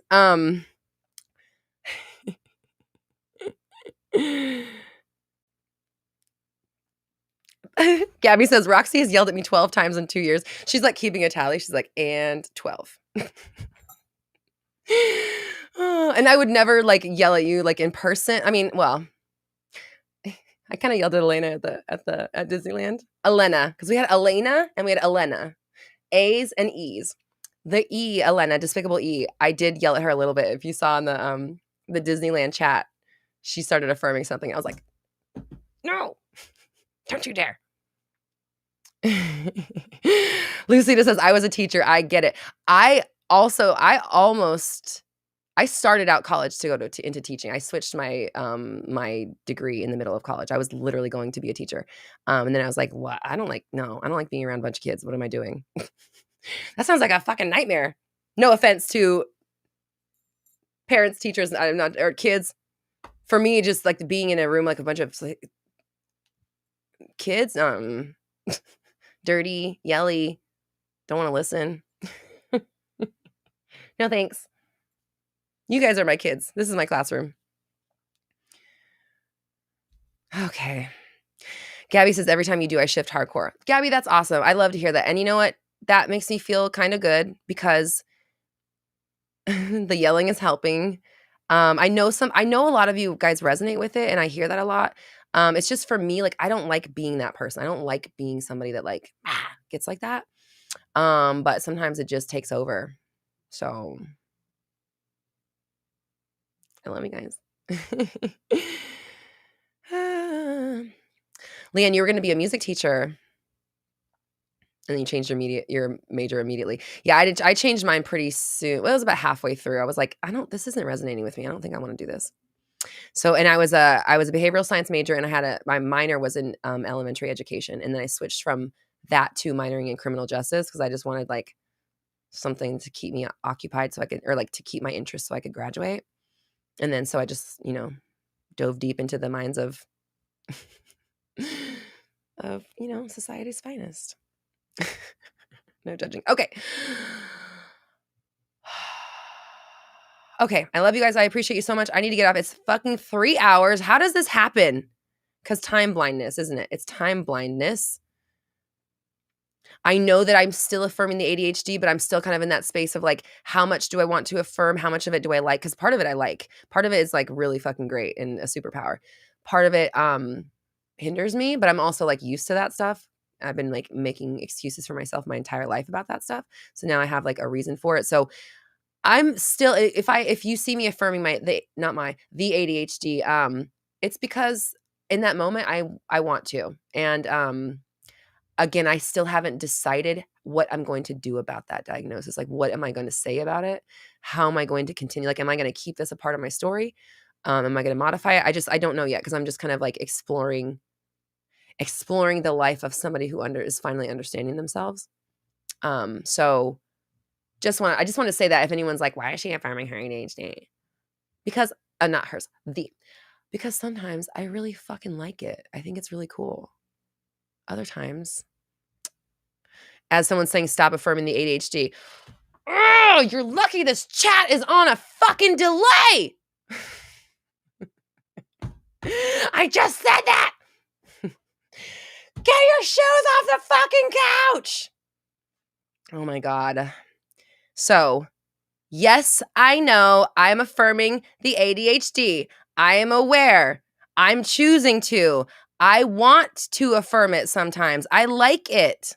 I like the fact that this is what's going on with me because this makes me understand myself so much better.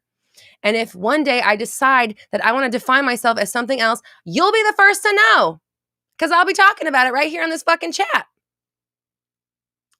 Jen says, it'd be like me affirming depression. No, it fucking wouldn't. No, it fucking wouldn't, Miss Jen, with love, because you don't know what else I got diagnosed with. You don't know my story. You know what I tell you. And if I want to affirm my ADHD in the moment because it clarifies the story for me, it makes me feel validated in my feelings or my mindset, it answers lifelong questions for myself, then I'm going to. Because the self-love that I have found for myself since getting that diagnosis has been life-giving, honestly. So, Jen, no offense, it is not like affirming depression. And that's all I'm going to say about that. ADHD is not bad. You know what I mean? Like, I was doing ADHD shit up until, before a month ago when I got diagnosed. Like in October, I was doing it then. Like last year, I was acting with an ADHD mind and I didn't know it, right? So, and my point is that, again, I have a whole healing process, a 4-step healing process that I use. And as soon as I decide what I want to do with it, I'm going to use my own fucking process.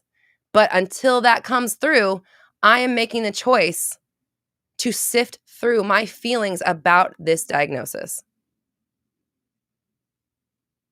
Lucita says, maybe you're a manifesting generator. I think I am. Leanne did my thing, but I don't know that one yet. I don't know the what's it called? The blueprint. I know, what is it called? Shit. Fly girls, thank you, bitch. I love you. She says, y'all gonna let Roxy teach on her channel. Thank you. Sometimes people are like, stop affirming that. I'm like, you stop affirming it.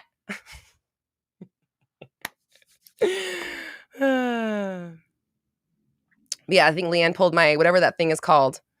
And I think I am that, whatever, the manifesting generator. But I haven't looked into that at all. Human design, that's what it, oh my God. I remembered it the second the chat came up. Jen said it, human design.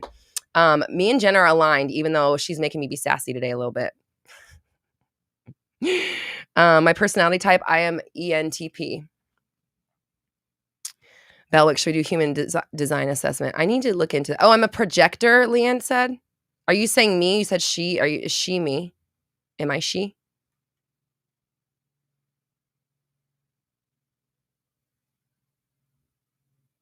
Oh my God. Sorry, I just had like a really old throwback song pop in my head. And I'm like, oh shit, that Nutty Professor soundtrack. If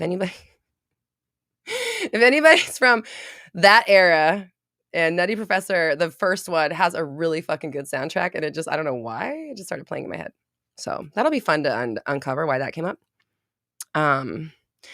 Gabby says, I like the neurodivergent label because it makes me feel like an Avenger. Yeah, I kind of like, I'm not at the point where I don't like it. So it's like, again, like I'm in the place where I like it. It's making me feel empowered. So that's why I'm still affirming it.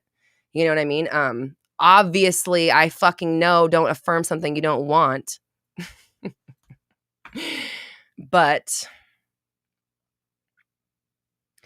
Aiden says we should start an ADHD club. I honestly have thought about that. I've thought about making like not reach out, but like a group for people in my area so that I can hang out with other people that are, we can be all over the fucking place together. Lucida says the Janet Jackson song. No, it's not that, but it's the, Susu and you too, Cece and me telling me he needs you plus his baby mama Nene. That song. What is that song?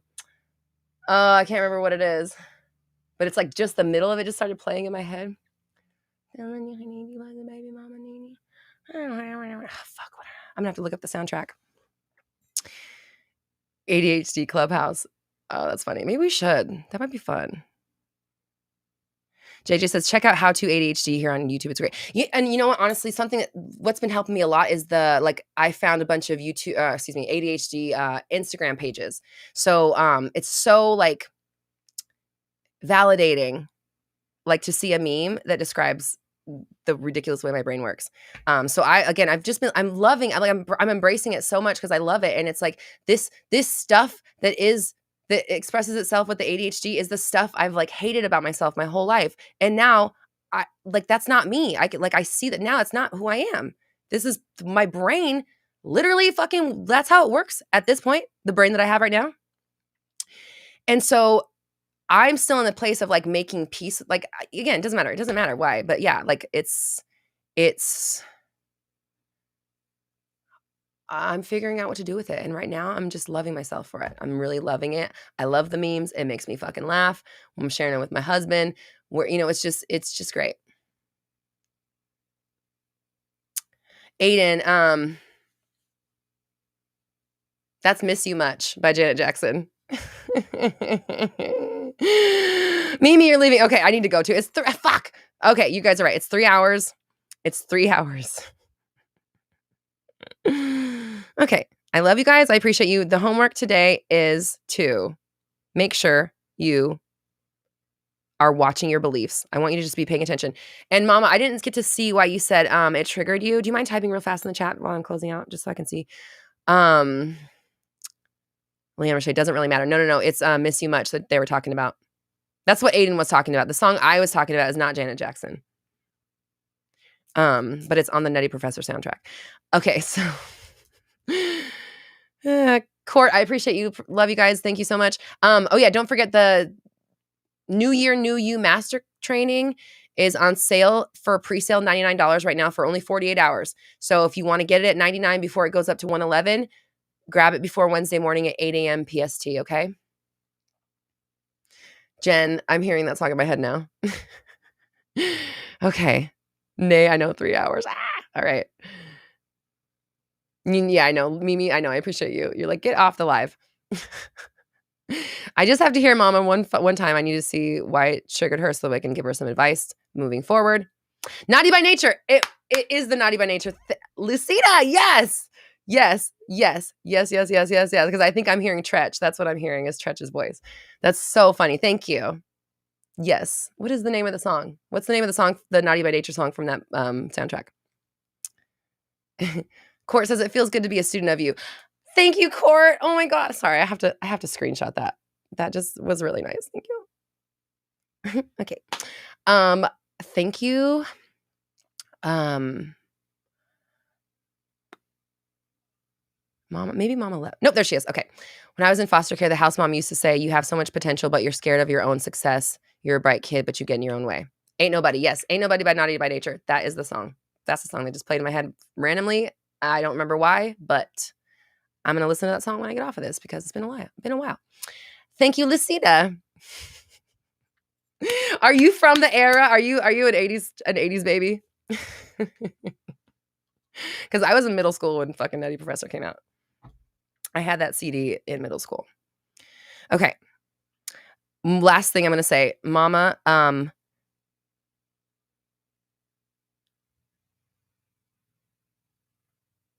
Okay, the first thing they're saying is make peace and forgive. I don't know how much forgiveness or peace you've made with this person. And I don't mean like in the 3D, I mean energetically. So, writing a letter to them, having them write you one back, doing a meditation to, say the things you need to say and have them say what you need to hear from them. Visualize you guys coming together, over like a rift of some sort, or like even just them telling you, you're great, you're doing oh my god, no, okay, I'm distracted because we're talking about the thing now. 84, yeah, I was born in 83, so Lucida, yeah, we come from the same era. That's so funny. I knew it had to be. Like, there's nobody that's gonna you knew it was Naughty by Nature, and so like you had to, yeah. You had to, yeah. Oh shit. But that's a good CD though. A good album. Sorry. Side note. Another really incredible album, which is weird because I mentioned this movie earlier. Waiting to Exhale. Waiting to Exhale has probably my favorite movie soundtrack of all time. And second favorite is probably The Nutty Professor. And why are those two things coming up today? That's so random. But go listen to those albums. Go watch Waiting to Exhale. I love that fucking movie so much. It's a good letting go movie. It's a good letting go movie and a good like welcoming and new energy movie. Lucida, you haven't heard it in so long. Neither have I. I probably haven't heard that shit in like 10 years and it just like started playing in my head. Okay. It's dinner time. Mama, yeah. So Mama, make some peace with that. Do some forgiveness and then affirm the opposite. Sorry, I am so focused. I have so much potential. I use my potential to the fullest. I always bring my biggest desires to fruition because it's like you don't want to put the pressure of like I always bring every desire to fruition because sometimes you lose interest and that's totally fine and valid. And if you don't want to do something anymore, you should stop fucking doing it that second. But just kind of like, the idea that like, if I'm doing it, it's gonna work out. If I'm putting my time and focus onto it, but everybody else better watch out. Don't even show up today because I'm coming. That kind of energy and just kind of switching that. And so I would say like really look out. Soul Food. I remember that movie. That movie's sad though. I don't like movies that make me cry because I just instant tears. So I try to avoid movies that are sad. But I saw that movie in the theater. That's how young I am. Okay. Also in middle school. So you're bright and you're great at bringing your ideas to fruition. And that word is so easy to say. Okay.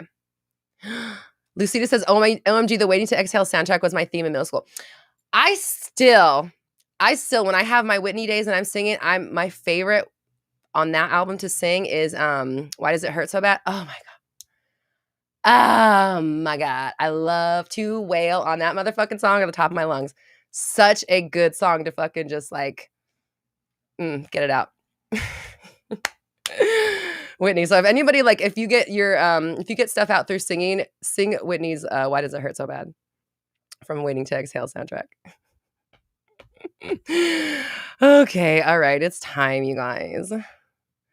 Mama says that's absolutely true. When I show up, I show out. Hell yes. Fuck yeah. Oh, Kel, I'm so sorry. I'm sorry. I know that's the worst part of life. It really is, and I'm sorry that you're going through that, and I'm glad fucking sorry, Lucita. Lucita, I'm trying to focus. Um, I'm sorry that that's, the experience that you're having right now, but, whatever you can do to, like, get through it, um, we're here leading the community. I think you're in there, community.roxytalks.com. Anybody that wants to continue this Mindset Monday conversation, you can do so on the free community. I love you guys. I love when you guys are like, "Bye, bitch, get off of here." Yep, thanks, Leanne. Yeah, why does it hurt so bad?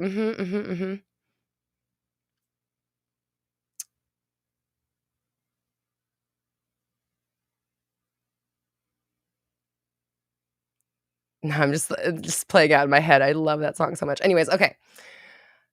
I gotta go. Cal, we're here for you. I appreciate, I'm sorry, and I know there's nothing that can be said.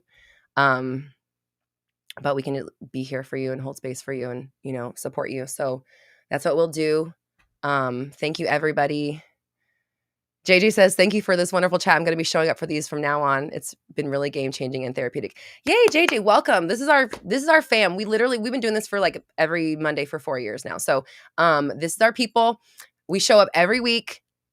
I'm still shocked that some people have showed up like every time for years, and it's like crazy that you guys are still here, and I love you and I appreciate you, and like we're just getting to grow together and getting to know each other and learn each other's stuff and support each other. So best community on YouTube. I say it all the time, and that's why it is, because I'm affirming it and it's true, and we love each other and we're so supportive and kind. And thank you, Marcel. I'm going to join my dinner. Thank you, Marcel. Sorry, my words are coming out perfectly.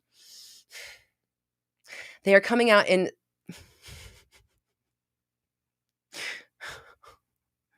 a nice, steady speed and not like a greyhound doggy. Mesh says, I'll be here for decades. Me too. So I love you guys. I don't know. I mean, I don't know. I don't know where it's going to lead us, but I'm going to be doing this work because that's my purpose. I'm here to let everybody know that they have the power to control their realities. We're all rising our vibrations together. You have the power. I believe in you. I'll see you guys next week. Do your self-work. And if you're triggered by it, look at why and start breaking down those beliefs and the scaffolding around the beliefs, okay? And rewrite them. Don't wallow in your BS. Okay. I love you guys. Thank you for staying up. I know it's late for some of you. I appreciate you. You're doing great. Keep at it. Go celebrate yourself. And if it's too late for you,